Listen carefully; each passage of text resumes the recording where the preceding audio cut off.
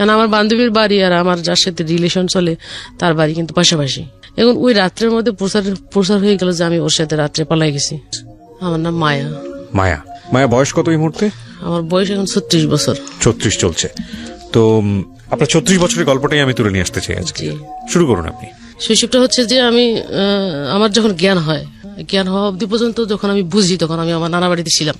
তো নানা বাড়িতে থাকতাম একটা কারণবশত, ওটা হচ্ছে আনন্দদায়ক, মানে আনন্দের জন্য আর কি। ওখানে বন্ধু বান্ধব বেশি ছিল, খেলাধুলা বেশি করতে পারতাম। বাবা কি করতেন? তো বাবা আমার তখন তামাকের ব্যবসা করতো, পুলিশে চাকরি করতো আমার বাবা। তো কোন একটা কারণে চাকরিটা চলে যাওয়ার পরে উনি ব্যবসাটা বেছে নিয়েছেন। নেওয়ার পর তামাকের ব্যবসার ফাঁকে ফাঁকে কৃষিকাজ করতেন। তো তখন আমি একা ছিলাম, তখন তেমন একটা পরিবারের ভিতরে অভাব ছিল না। তারপর আমি নানা বাড়ি থাকতাম ওই বন্ধু বান্ধবের কারণে। থাকার পর আমি এক পর্যায়ে দেখলাম যে আমার মা একা থাকে, ওর কষ্ট লাগে, ছেলে সন্তান নাই। মাঝে মাঝে নানা বাড়িতে যে আমার নানির বকাবকি করে, আমার মেয়েটা রাখি দিছো কেন, আমার কাছে পাঠাই দাও। তো আমার মন বসতো না, কখনো বসতো না। তখন আমার জোর করে বাড়িতে নিয়ে আসতো, আমার নানি সহ নিয়ে আসতো। আসলে আবার আমি ওই সারাদিন থাকতাম, ওই নানির আসল ধরেই থাকতাম। আচ্ছা। তারপর বিকেলে যখন নানি আবার চলে যেত, ওরে আমি পাহারা দিতাম কখন কোন সময় কোন ফাঁকে আমাকে রেখে চলে যায়। তো যদিও চলে যাইতো, আমি আবার এদিক দিয়ে বুঝতে পারতাম যে চলে গেছে। আমি আবার দূরে গিয়ে ওই রাস্তার মধ্যে ধরে ফেলতে আবার সাথে করে যাইতাম। যাওয়ার পরে যখন আমার মামা বড়টা তখন ইন্টারমিডিয়েটে পড়ে, আমি এখন বুঝি যেটা আর কি ওই সময় বয়সটা এরকম ছিল। তো উনি আমাকে দেখে মানে চোখ রাঙ্গাইয়া অনেক রাগান্বিত ভাবে মানে আমার দিকে তাকাইছে আর রাগ করে একটা কথা বলছে। তো ওই তখন অবস্থায় আমি একটু ভয় পাইছি। ভয় পাওয়ার সাথে সাথে আমি কান্না করে দিচ্ছি যে আমি আর এখানে থাকবো না। ওই ভয়ের কারণে পরে আমি অসুস্থ হয়ে পড়ে যাই কান্না করতে করতে। তো ওটাতে কেটে যাওয়ার পরে আমি স্কুল জীবনে ভর্তি হইলাম। বাড়িতে এসে স্কুল জীবনে ভর্তি হওয়ার পর ক্লাস 6, 7 যখন উঠছি, তখন আমার ওই একসাথে আমার স্বাস্থ্য জ্যাঠতো ভাই বোন মিলে স্কুলে যাইতাম আসতাম। ওখান থেকে এক ভাই আমাকে মানে পছন্দ করা শুরু করে দিল বলতে প্রতিনিয়ত একটা করে চিঠি লিখতো। ভাই বলতে মানে কি? আমার জ্যাঠাতো ভাই। ওকে। তো এই চিঠি লিখে আরেক জ্যাঠাতো বোনের দিয়ে পাঠাই দিত। ওটা আমাকে না দিয়ে ওটা আমার বইয়ের খামের ভিতরে রেখে দিত, মলাট বলে যেটা আর কি, রেখে দিত। ওটা প্রতিদিন রাখার পর আমি স্কুল থেকে আসার পর কিন্তু আমার আব্বা মা আমার বইগুলা সব চেক করতো। চেক করার পর করতে কিন্তু ওরা কয়েকটা চিঠি পেয়ে গেছে, যেটা আমি জানি না। ওখান থেকে একটা ওদের সাথে পারিবারিক ভাবে দ্বন্দ্ব লাগে যে চিঠি দেওয়ার কারণে। তো আমার আব্বা আবার ওদের সাথে একটু মারপিট করে, মাথা টাটা ফাটাই দেয়। তো এটাকে কেন্দ্র করে আমি আবার আমার নানা বাড়িতে চলে যাই। ওখান থেকে আমি এসএসসি পরীক্ষা দিই। পরীক্ষা দেওয়ার পর আমি এসএসসি পাশ করি। এই এসএসসি পাশ করার পর আমার আব্বা প্যারালাইসিস হয়ে যায়। প্যারালাইসিস হওয়ার পরে পুরো সংসারটা আমাদের চলে না অবস্থা। এখন আমি কি করব? আমিও তো কেবল এসএসসি পরীক্ষা দিয়ে বের হয়েছি। আমার মার সাথে পরামর্শ করলাম এখন আমরা কিভাবে সংসারটা চালাইতে পারি। এই অসুস্থ থাকার ঔষধ পাতি সবকিছু মিলে কিন্তু আমার চাচারা আমার পাশে আসে না, আমাদের পাশে আর আসে না। এরকম করতে করতে উনিও অসুস্থ। এখন আমিও পড়ালেখা কিভাবে করব, এটা একটু কষ্টের বিষয়। এর ফাঁকে দিয়ে আমি আবার ওই 19 থাকা অবস্থায় একজনের সাথে আমার রিলেশন হয়ে যায়। তো ওকে আমার পছন্দ লাগে এবং ও আমাকে পছন্দ করে। পছন্দ থাকা অবস্থায় ওর সাথে আমার একটা মানে ভালো সম্পর্ক তৈরি হয়ে যায় এবং চিঠি আদান প্রদান হওয়ার কারণে আবার এদিকে বাবা অসুস্থ। তো যদি আমি সিদ্ধান্ত নিয়ে ফেলছি যদি আমি ওকে বিয়ে করি তাহলে হয়তো বা আমার ঝামেলাটা কমে যাবে। তো ওকে আর ফ্যামিলিগত দিক থেকে বিয়ে করা হলো না। আমি একদিন ওদের বাড়ির এদিকে বেড়াইতে আসছিলাম। বেড়াইতে আসার পর ওর ভাই মানে কথা বলছে, একটা মানে কটু কথা বলছে আর কি। এটা আমার এক ভাবি শুনতে পারছে। শোনার পরে ওই ভাবি কি করছে, বাড়িতে কথাটা লাগানোর পর এখন আমার আব্বা ওইটাকে রিয়েক্ট করি এমন একটা পর্যায়ে নিছে যে আসলে আমি ওর সাথে খারাপ কিছু করে ফেলছি। উনি আমাকে ওই দিন রাত্রে মানে এমন ভাবে মারতে গেছে যে হাতের মধ্যে একটা রশি নিয়ে আমার গলায় ঢুকাই দিছে, যেটা ফাঁসি বলে আর কি। ঢুকাই দিয়া ওই ফার্স্ট এভাবে টান দিছে। টান দেওয়ার সাথে আমার হাতটা কিন্তু আমি এই ফাঁসির ভিতরে ঢুকাই দিছি, হাতে বাজি গেছে। বাজি যাওয়ার পর কোন রকম রশিটা ফাঁক করে মাথা থেকে বের করে দিয়ে আমি একদিকে দৌড় মারছি তখন আমি ভয়ে দূরে আমার বান্ধবীর বাড়িতে গেছি। কারণ আমার বান্ধবীর বাড়ি আর আমার যার সাথে রিলেশন চলে তার বাড়ি কিন্তু পাশাপাশি। এখন ওই রাত্রের মধ্যে প্রচার হয়ে গেল যে আমি ওর সাথে রাত্রে পালাই গেছি। তখন আমি ওদের বাড়িতে গেলাম। যখন ওদের বাড়িতে 3 দিন ছিলাম, তখন আমার বান্ধবীর আব্বা যেহেতু আমার আব্বার সাথে মানে কন্ট্যাক্ট করার পর বলছে যে আসলে ও ভয়ে আমাদের বাড়িতে চলে আসছে। আপনি এরকম কেন করছেন? মানুষ কি মেয়েদেরকে এভাবে মারে? এটা করতেন না আপনি। তো মানুষের তো কিছু থাকতেই পারে। তাই বলে যে খারাপ কিছু এটা না, অতি করা শাসন ভালো না। এই সব কিছু বুঝাই সুঝাই আমাকে বাড়িতে দিছে। দেওয়ার পর আমি এখন একটা মানে সংকোচ ভাবে চলি, মন খুলে চলতে পারি না। তো এদিক সেদিক চললে মানুষে বলে ওই যে রাত্রে পালাই গেছে, অমুকের সাথে পালাই গেছে, অমুকের সাথে পালাই গেছে। কিন্তু আসলে বিষয়টা যে কি এটা শুধু আমি জানি, আর আমার ওই বান্ধবী, আমার বান্ধবীর বাবা জানে, আর কেউ জানে না। তো এখন হাজারো সত্যি যদি আমি সামনে আনতে চেষ্টা করি, এটা কেউ বিশ্বাস করে না। বিশ্বাস করে না যখন, তখন আমি সবকিছু মনের প্রতি চেপে রেখে আমি আমার নানা বাড়িতে গিয়ে আবার ইন্টারমিডিয়েট জীবনটা শুরু করি। মানে ইন্টারমিডিয়েট ভর্তি হই। এটা একটা বড় সমস্যা আমাদের সমাজে, মানে মেয়েরা এই জায়গাটায় যদি আসলে ফ্যামিলি সাপোর্টটা না পায়, এটা খুব দুঃখজনক আসলে। যাই হোক, হ্যাঁ বলেন। তারপর তখন আমি আমার নানা বাড়িতে চলে যাই। আমার মামারা ওখান থেকে ভর্তি করানোর পরে আমি পাশাপাশি কি করলাম, পরিবারটাকে বাঁচানোর জন্য মানবাধিকার সংস্থা নামে একটা সংস্থার মধ্যে আমি একটা জব নিলাম। কোন পরিবারকে বাঁচানোর জন্য? আমার বাবার পরিবার। কেন? মানে বাবা যেহেতু বাবা অসুস্থ। হ্যাঁ। ও, তো জব নেওয়ার পর আমি এখানে এদিকে ছোট ছোট ভাই বোন দুইটা আছে, এরা কেউ 6-এ পড়ে, কেউ 5-এ পড়ে, এরকম অবস্থা। আমি এসএসসির পর জবটা নেওয়ার পর পাশাপাশি জবটা করতেছি, চাকরি পড়ালেখা করতেছি। আবার এদিক দিকে ক্ষেত খামারের যে কাজগুলো আছে, ধান চাষ থেকে শুরু করে সবকিছু, এগুলো আমি দেখাশোনা করতেছি। নানির বাড়িতে থেকে কিভাবে দেখাশোনা করতেন? আমার নানা বাড়ি আমাদের বাড়ির পাশাপাশি। ও আচ্ছা, ওকে। বেশি দূরে না, মানে সকালবেলা যদি আসি, সারাদিন কাজ করে চলে গেলে বিকালে আবার ওদিকে চলে যাই। আচ্ছা আচ্ছা। চলে গিয়ে আবার রাত্রে ওখানে থাকলে আবার পরদিন সকালবেলা এদিকে গোছাই দিয়ে আমি কলেজে চলে যেতাম। কলেজ 3 দিন, সপ্তাহে 3 দিন করতাম, আর 3 দিন করতাম না। আচ্ছা। তো এই ফাঁকে চলার পর ওই এর ফাঁকে দিয়ে আবার ওই কাজটা করতাম।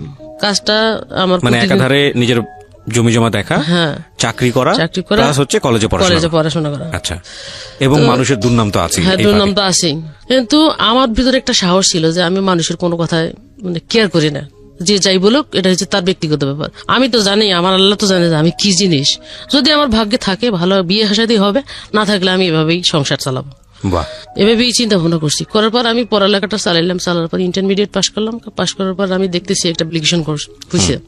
তা আমার আব্বারে জানাইলাম। জানার পর আমার আব্বা, আমার চাচা, ছোট চাচা, আমি মিলে 3 জনে টার্গের মধ্যে চলে আসছি।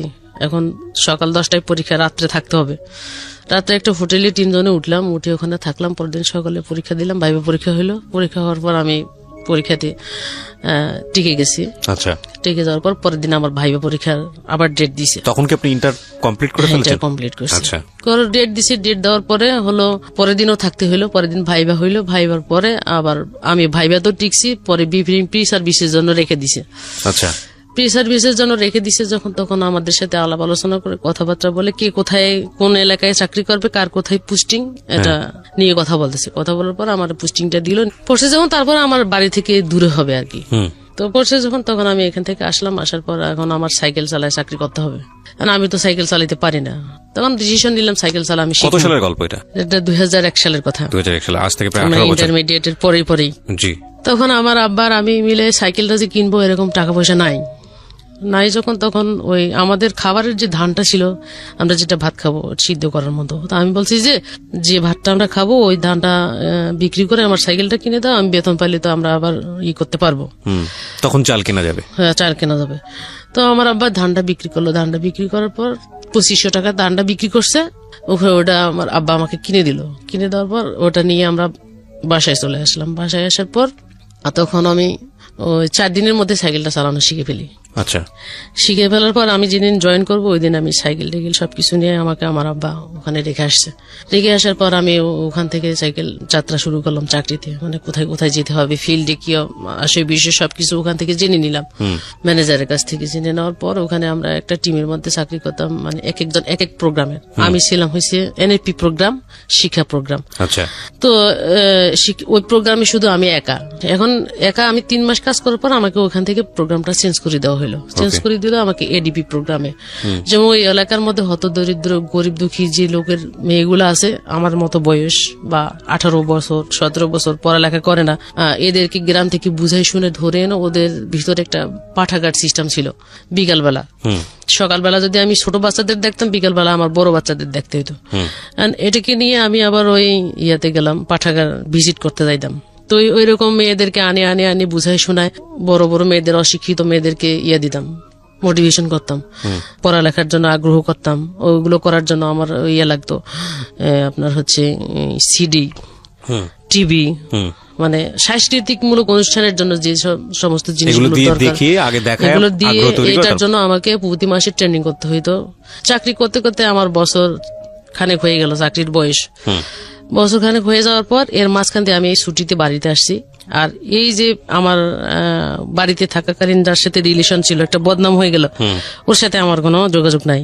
তো ফুট করে একদিন বাড়িতে ও বাড়ি যাচ্ছে, আমিও আসতেছি, তো এলাকার ভিতরে দেখা হয়ে গেছে যখন, তখন ওর সাথে আমার কথা হইলো, কথাবার্তা হইলো। হওয়ার পর ও কি করছে, আমার ফোন নাম্বার নিছে, সিডিসিএল নাম্বার একটা ব্যবহার করতাম, তখন আমার সাথে মাঝে মাঝে ওর সাথে ফোনে কথা হইতো। তা আমার ফ্যামিলিগত বিস্তারিত যখন জানলো, তখন ওর সাথে আমার কথা হইলে মাঝে মাঝে ওর সমস্যায় পড়লে আমার থেকে টাকা নিত, আমি সমস্যায় পড়লে ওর থেকে নিতাম। এরকম একটা বন্ধুত্ব সুলভ রিলেশন ছিল। তো এক পর্যায়ে কথা বলতে বলতে দুজনের মধ্যে আবার একটা ভাব সৃষ্টি হয়। তা আমি বলি যে এভাবে না থাকে আমরা দুজনে বিয়ে করলে হয় না? কয় কথাটা খারাপ বলছ না, কথাটা ভালোই বলছিস, বিয়ে করলে মনে হয় আমরা এখন চাকরি বাকরি করি, আমাদেরকে মেনে নিবে, করে ফেলবো।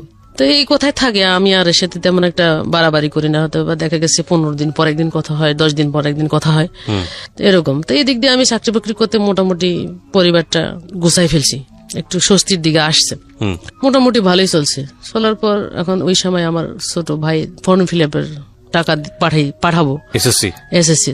তো আমি আবার আমি এখনো বেতন পাই নাই, আমার এই বন্ধুর কাছে কল করছি, আমি তুমি আমার কিছু টাকা দাও, আমার ভাইয়ের ফর্ম ফিল আপ, তো ওই জন্য একটু আমার তাড়াতাড়ি জরুরি করে বাড়ি যেতে হবে, আমার আব্বা অপেক্ষা করতেছে।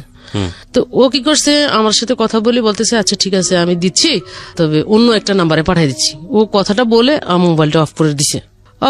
যখন ওই যে টাকা পাঠাইবে বলছে, এখন আমি আর ওরে পাই না। ওর টাকা 3000 টাকা দিছে ওর বন্ধুর কাছে। উনি কি করছে, আমাকে ফোন করে বলছে যে আপনি টাকা চাইছিলেন, টাকাটা আমার কাছে দিয়ে দিছে, আপনি এসি পরিবহনে যান, আপনার টাকাটা আমি পাঠিয়ে দিচ্ছি। তো বলে যে আমি বলছি আচ্ছা ঠিক আছে আমি যাচ্ছি। আমি তখন এসি পরিবহনে গেছি, যাওয়ার পর উনি আমাকে টাকাটা পাঠিয়ে দিছে। পাঠিয়ে দেওয়ার পর ওনার নাম্বারটা আমি সেভ করে রাখছি, যে ওই পর্যন্ত শেষ, আমার আর মনে নাই।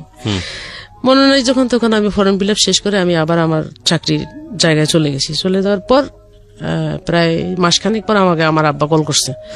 কল করে বলতেছে যে আমি হচ্ছি বড়, আমার ছোট চাচার মেয়ে আমার থেকে ছোট, তো ওর বিয়ের কথাবার্তা চলছে যখন, তখন আমার আব্বা এখানে একটা ব্যাগরা দিচ্ছে যে আমার মেয়ের বিয়ে হয় না এখনো, এখন তোমার মেয়ের বিয়ে দিলে মানুষ খারাপ বলবে।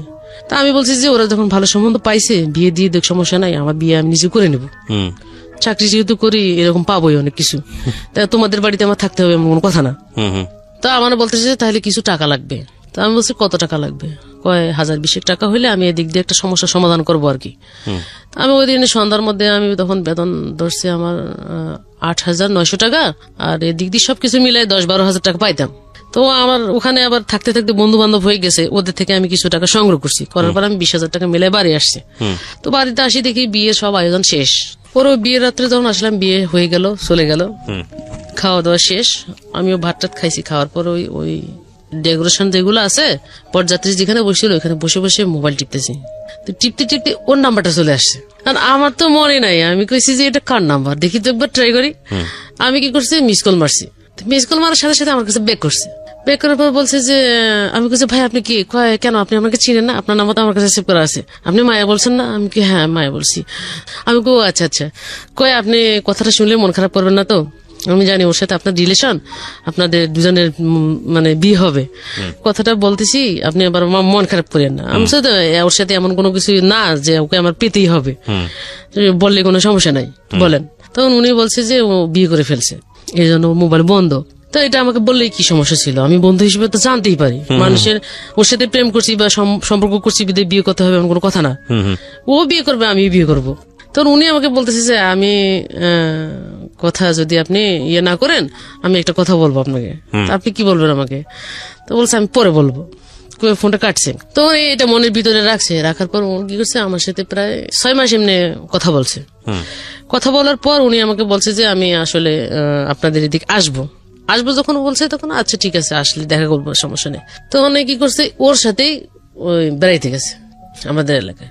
বেড়াইতে যায় যখন ও আমাকে সামনাসামনি ফেস টু ফেস দেখছে, দেখে ও আমাকে পছন্দ করে ফেলছে।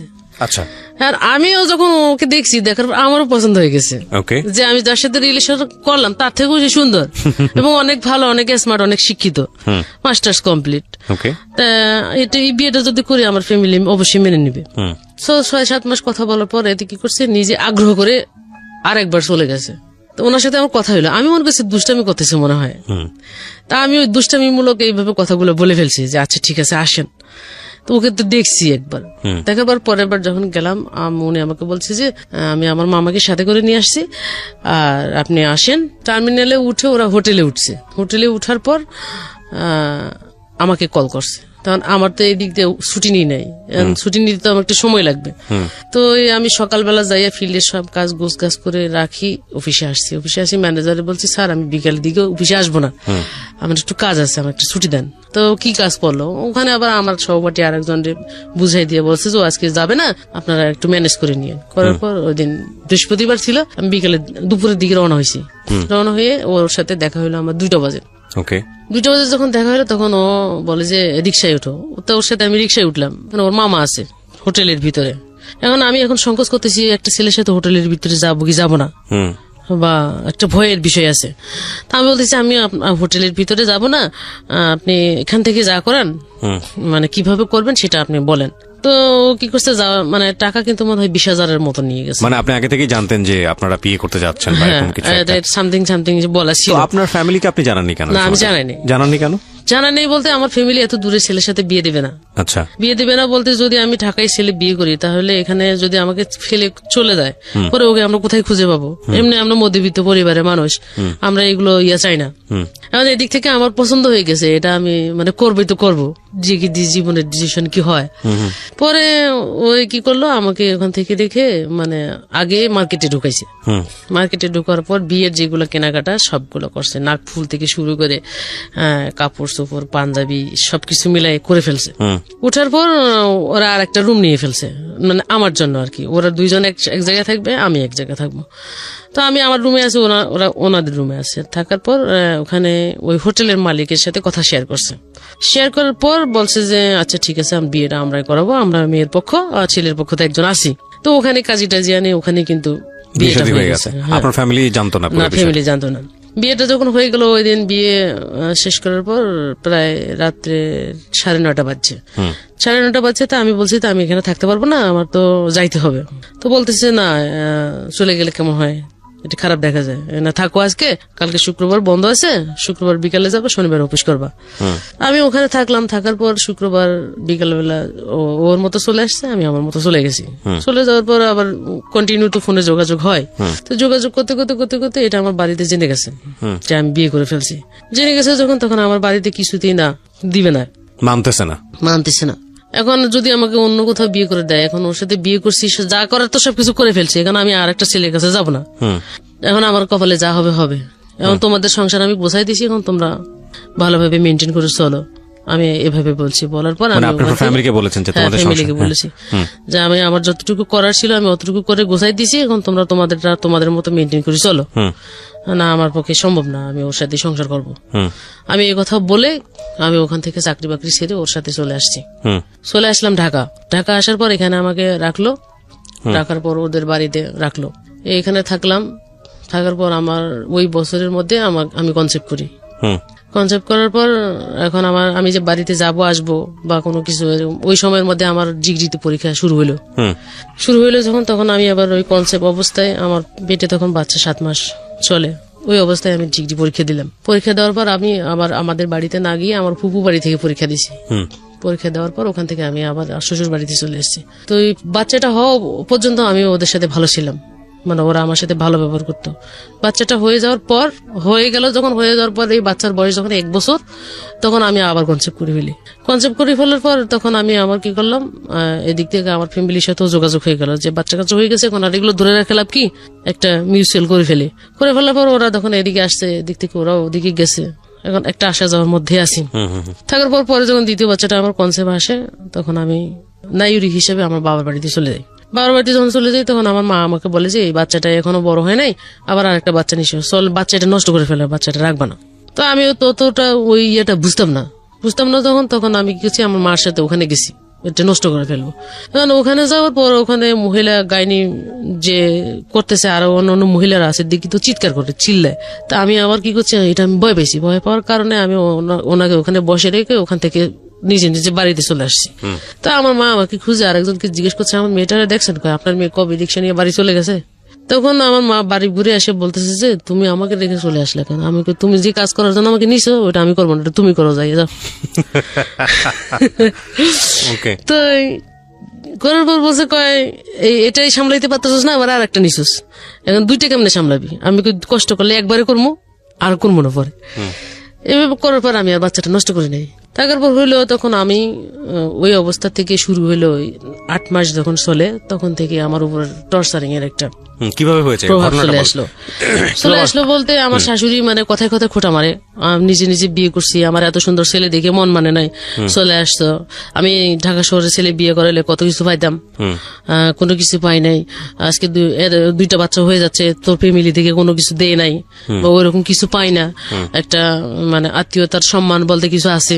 আমি বলছি যে এত দূর থেকে তো এত কিছু করা সম্ভব না, আর আপনারা গেলে তো আমার মা বাবা ফেলাই দেয় না, আমাদের সাধ্য মতো যতটুকু করার দরকার আমরা অতটুকু করি, এইভাবে তো আপনি আমাকে এভাবে বলতে পারেন না। তো ওনার ছেলে হচ্ছে ও সহ 4 জন, আরো 3 ছেলে আছে, মেয়ে এক আছে, এক মেয়ে বিয়ে হয়েছে। তো ওই পরিবারের সমস্ত কাজ আমাকে দিয়ে করাইতো, রুটি বানা থেকে শুরু করে সকালবেলা প্রতিদিন 1 গাদা রুটি বানাইতে হয়, ভাজি করতে হয়, চা আছে, সবকিছু মিলাই করা লাগে। এখন আমি যে একটা প্রেগনেন্ট অসুস্থ মানুষ, আমি যে খাবো বা স্বামী হিসেবে যে আমার খোঁজ খবর নিবে বা কিছু করবে এরকম কোনো কিছু না। তখন আমি ফোন করলেও শুধু ওর মার সাথে কথা বলে, আমার সাথে কথা বলে না। এরকম একটা পর্যায়ের ভিতরে চলে গেছে। চলে যাওয়ার পর এরকম সহ্য করে থাকতে থাকতে পরে ডেলিভারি হয়ে গেছে। ডেলিভারি হয়ে যাওয়ার পর আবার মানে কষ্ট যেটা দিছে এর থেকে আরো বেশি টর্চারিং শুরু হয়েছে। টর্চারিং যখন শুরু হয়েছে তখন আমি কিছু, এখন তো এই অবস্থায় তো আমি আমার বাবার সংসারে ফিরে যেতে পারবো না। এখন যদি যাই তখন ওরা আমাকে আগেই বলছে যে আমরা এগুলো চিন্তা ভাবনা করে কথা বলছিলাম, এখন আমরা এগুলো মানবো না, আমি শেয়ারও করতে পারতেছি না। তখন বাচ্চাটার বয়স 1 বছর 6 মাস এরকম হয়েছে। ও একটু একটু করে হাঁটা অবস্থায় আমি কি করছি, যে টাকা পাবো, যে টাকা নাই ওই টাকাটুকু পাঠায় সব ওদের কাছে। তখন আমার অসহ্য হয়ে গেছে যখন, তখন আমি কোন রকম 500 টাকা জোগাড় করছি। জোগাড় করার পর ওই 500 টাকা নিয়ে আমি কি করছি, বাচ্চা 2টা নিয়ে ছায়দাবাদ টিকিট কেটে গাড়ি 2টা চলে গেছি। বের হয়ে যখন তখন ওর মা ওকে ফোন দিয়ে বলছে যে তোর বউ বাড়ি থেকে বের হয়ে গেছে, বের হয়েছে তো হয়েছে, এই বাড়িতে আমি আর ঢুকাবো না। আমার কাছে মোবাইল নেই যখন, তখন ও কোন অফিসে চাকরি করে ওইটা আমি জানি। অফিসে চলে গেছি, অফিসে চলে যাওয়ার পর অফিসে ওরা আমি পাইছি। ও আমার দেখে মানে মুখ এমন ভাবে কালো করছে যেন আমি ওর শত্রু গেছি ওখানে। তারপরে সবকিছু মেনে নিয়ে ওই অফিসে থাকার পর ওই দিনে তো ব্যাচেলার থাকতো, যে বাসায় ব্যাচেলার থাকতো বাসা তো নেওয়া সম্ভব না। অফিসের রুমের ভিতরে বসায় রেখে ঘন্টা 2 মধ্যে বাসা খুঁজে নিছে। বাসা খুঁজে নেওয়ার পর 1000 টাকা একটা রুম ভাড়া নিছে, ওই রুমের ভিতরে আমাদেরকে আপাতত উঠাইছে। উঠানোর পর 1 মাস থাকলাম, 2 মাস, 3 মাসের মাস বলতেছে যে আমার একলা সংসার চালানো সম্ভব না, আমি কি আমার ভাই বোনদের টানবো নাকি এখানে আমি আলাদা করে সংসার টানবো, এটা সম্ভব না। তখন আমি বললাম যে আমি তো পড়ালেখা জানি, আমার তো একবারে অজ্ঞ না যে কোনো কিছু করতে পারবো না, যে কোনো একটা চাকরির ব্যবস্থা করে দাও, আমি বাচ্চা কাচ্চা কারো কাছে রাখি, আমি চাকরি করবো। তো এরকম যখন একটা কথা বললাম তখন ও রাজি হইলো। রাজি হওয়াতে পরে আমাকে কি করলো, ও যে এলাকায় কাজ করে ওই এলাকার কিছু সদস্য আছে যারা গার্মেন্টস সেক্টরে কাজ করে, তাদের সাথে পরিচয় পর্ব করে ও, আমি যে ওর ওয়াইফ, ওই পরিচয়টা গোপন রাখার পর ওনার সাথে পরিচয় করে দিয়ে আমাকে একটা জবের ব্যবস্থা করলো। করার পর এখন আমি পড়ালেখা করছি, এতগুলা পড়ালেখা করার পর আমি গার্মেন্টস এর ভিতরে যখন আমি পরিবেশটা সম্পর্কে বুঝলাম ওই দিনে ইন্টারভিউ দিতে যাইয়া, এখন আমি বলছি যে আমি এই সমস্ত চাকরিগুলো করবো, এটা আমার পক্ষে সম্ভব না, আমি মেনে নিতে পারবো না এটা। তো যিনি সুপারভাইজার আমার, তিনি অনেক ভালো, উনি আমাকে গেট থেকে নিচে নেওয়ার পর ফ্লোরে নিচে নিয়ে আমাকে, আমি তো ওই সেক্টরে একবারে নতুন, কিছু জানি না, উনি আমাকে সবকিছু জানাই দিছে, শিখাই দিছে। তো শিখাই দেওয়ার পর আমাকে বলছে যে তোমাকে ইন্টারভিউ বোর্ডে যখন যেগুলো জিজ্ঞেস করবে তুমি এগুলো বলবা। তো তখন আমি ওগুলো বলছি, বলার পর আমার বেতন হচ্ছে 2800 টাকা। তো ওভার টাইম করলে আমি 4000 4500 মতো টাকা বেতন পাইতাম। তো ওখানে কাজ করা অবস্থায় কাজের মধ্যে দিয়ে যে সিচুয়েশন গুলো তৈরি হতো, যে আচরণ গুলো করতো, যে গালাগালি গুলো করতো, এগুলো আমার কাছে ভালো লাগতো না। যখন তখন আমি নিজের মনে মনে শুধু মনে মনে রেখে দিতাম, বলতাম না, এই অফিসে যাই আসি। এখন আমি বাচ্চা 2টা কার কাছে রাখবো, এটা একটা টেনশন। তারপরে ওখানে আমি মাঝখান দিয়ে ছুটি নিছি। ছুটি নেওয়ার পর আমি বলছি যে স্যার আমাকে 2 দিন ছুটি দেন, ছুটি দিলে আমি একটু সমস্যা আছে সমাধান করে অফিসে আসবো আর কি। এর ফাঁকে দিয়ে আমি বাচ্চা দুইটাকে নিয়ে আমাদের বাড়িতে চলে গেছি। বাড়িতে যে ওদেরকে ওখানে রাখছি, রাখার পর আমি আমার মার সাথে কন্ট্যাক্ট করছি যে তোমার আমি প্রতি মাসে 3000 করে টাকা দেবো, ওদেরকে শুধু খাওয়াবা আর একটু বড় করবা, আর কোনো কিছু লাগবে না, বড় হলে আমি ওদেরকে নিয়ে যাব। আর এর ফাঁকে দিয়া আবার এই সংসারের যে অবস্থা, আব্বা অসুস্থ, তা আব্বার সাথে আব্বা আবার আমার সাথে শেয়ার করলো যে আমারও একটু সাপোর্ট করিও। আমি তো চাকরি যেহেতু পাইছি সেহেতু সাপোর্ট আমি করবো। ওদের জন্য 3000 টাকা দেই, তাহলে আর 2 জন পড়ালেখা করবে, আর 2000 টাকা বাড়াই দেবো, আমি 5000 টাকা দেবো। 5000 টাকা দিলে এদিক দিয়ে হয়ে যাবে। আর যা টুকিটাকি টাকা থাকে, আমি একলা তো, ও যদি আমাকে নাও রাখে আমি একলা, আমার মনের ভিতরে একটা প্ল্যান আছে। আব্বার সাথে কথা বলার পর আমি ওদেরকে রাখি চলে আসছি। চলে আসার পর তারপরে আমার মা ওখানে আমার ছেলেদেরকে ভর্তি করাইলো। ভর্তি করানোর পর পড়ালেখা ভালো চলছে, আমি ওদিকে চাকরিটা ভালো করতেছি এবং ওদেরকে প্রতি মাসে 5000 টাকা করে দিচ্ছি। 3000 টাকা আমার ছেলেদের জন্য, 2000 টাকা 2 ভাই বোনের জন্য। মাঝে মাঝে এদিক দিয়ে টুকিটাকি যা ওষুধপত্র খাওয়া লাগে 500 টাকা হাত খরচ আমার আব্বারে দিচ্ছি। দেওয়ার পর ওইখানে আমি চাকরি করা অবস্থায় এখন আমার মেন্টালিটি আসলো যে আমি আসলে এটাতে কি আছে, এই কাজটাতে কি আছে। যেমন ওরা আজকে আমাকে অর্ডার করতেছে, ওই জায়গাটা আমাকে যেতে হবে। এটা করতে হলে মানে ওখানে যেতে হলে আমাকে কি করতে হবে, আমাকে এটা অ্যানালাইসিস করতে হবে। মানে আপনাকে যিনি অর্ডার করতেছেন আপনি সেই জায়গায় একদিন অর্জন করতে চান। অর্জন করতে চাই। জানার পর যখন আমার আইকিউ এর ভিতরে ওই জিনিসগুলো ঢুকে গেল, তখন আমি কি করব, আমার এই বেতনে পোষাবে না, এখন আমি চাকরিটা চেঞ্জ করব। যাইতে আসতে আমি এক মহিলার সাথে কথা বলতাম প্রতিদিন। তো ওনাকে আমি বললাম আপনাদের ওখানে কি লোক নেয়? তো বলতেছে তোমার পড়ালেখা আছে? আমাকে হওয়া আছে। তাহলে তুমি কালকে সার্টিফিকেট নিয়ে এই জায়গায় দাঁড়াও, আমি আসার সময় তোমাকে মাইক্রো করে তুলে নিয়ে যাবো। তো ওনার সাথে আমার যোগাযোগ করার পর আমি পরের দিন সকালবেলা সব কাগজপাতি, মানে ওখানে 30 তারিখ ডিউটি শেষ করছি, বেতন দেয় 10 তারিখ। যে কোনো একটা বাহানায় আমি বেতন একটা নিবো এখান থেকে। পরের দিন ওনার সাথে আমি ওই ফ্যাক্টরিতে গেলাম। ফ্যাক্টরিতে যাওয়ার পর উনি একজন ইনচার্জের কাছে আমাকে বুঝিয়ে দিল। বুঝিয়ে দেওয়ার পর উনি আমাকে বলতেছে যে তোমাকে আমরা নিব, তুমি আমাদের ম্যানেজারটা একটু সেন্সিটিভ, উনি স্মার্টনেসলি চলাফেরা না করলে ওনাকে নেয় না। স্মার্টলি চলাফেরা করতে হবে, স্মার্টনেস লাগবে। তুমি সুন্দর পোশাক টোশাক পরে কালকে একবার স্মার্ট হয়ে আসবা, ঠিক আছে, সেক্টরটা চিনে যাও। তো আমি ওই দিন ওনার সাথে কথা বলার পর আমি চলে আসি। চলে যাওয়ার পর পরের দিন আমি আবার ওখানে গেছি। উনি যেভাবে আমাকে যেতে বলছে আমি ওখানে গেছি। যাওয়ার পর ওখানে লোক মনে হয় 10 জন নিছে। 10 জনের মধ্যে সিলেক্টেড করছে 6 জন, 4 জন বাদ। এর মধ্যে 2 জন মেয়ে আর বাকিগুলো ছেলে। সিলেক্টেড করার পর আমাকে ইন্টারভিউ বোর্ডে পাঠাইলো। পাঠানোর পর লিখিত পরীক্ষা হয় ওখানে 100 মার্কের। পরীক্ষা দিলাম। পরীক্ষা দেওয়ার পর ওনারা আমাকে ফ্লোরে পাঠাই দিল। ফ্লোরে পাঠাই দিয়ে ফ্লোর থেকে আমাকে মেডিকেল পাঠাইলো। ওখানে মেডিকেল পাঠানোর পর মেডিকেল টেস্ট করলো। টেস্ট করার পর আমার ওই দিন পাঠাই দেওয়ার পর 6 তারিখে আমাকে জয়নিং ডেট দিল। 6 তারিখ থেকে আমি ওখানে জয়েন করলাম।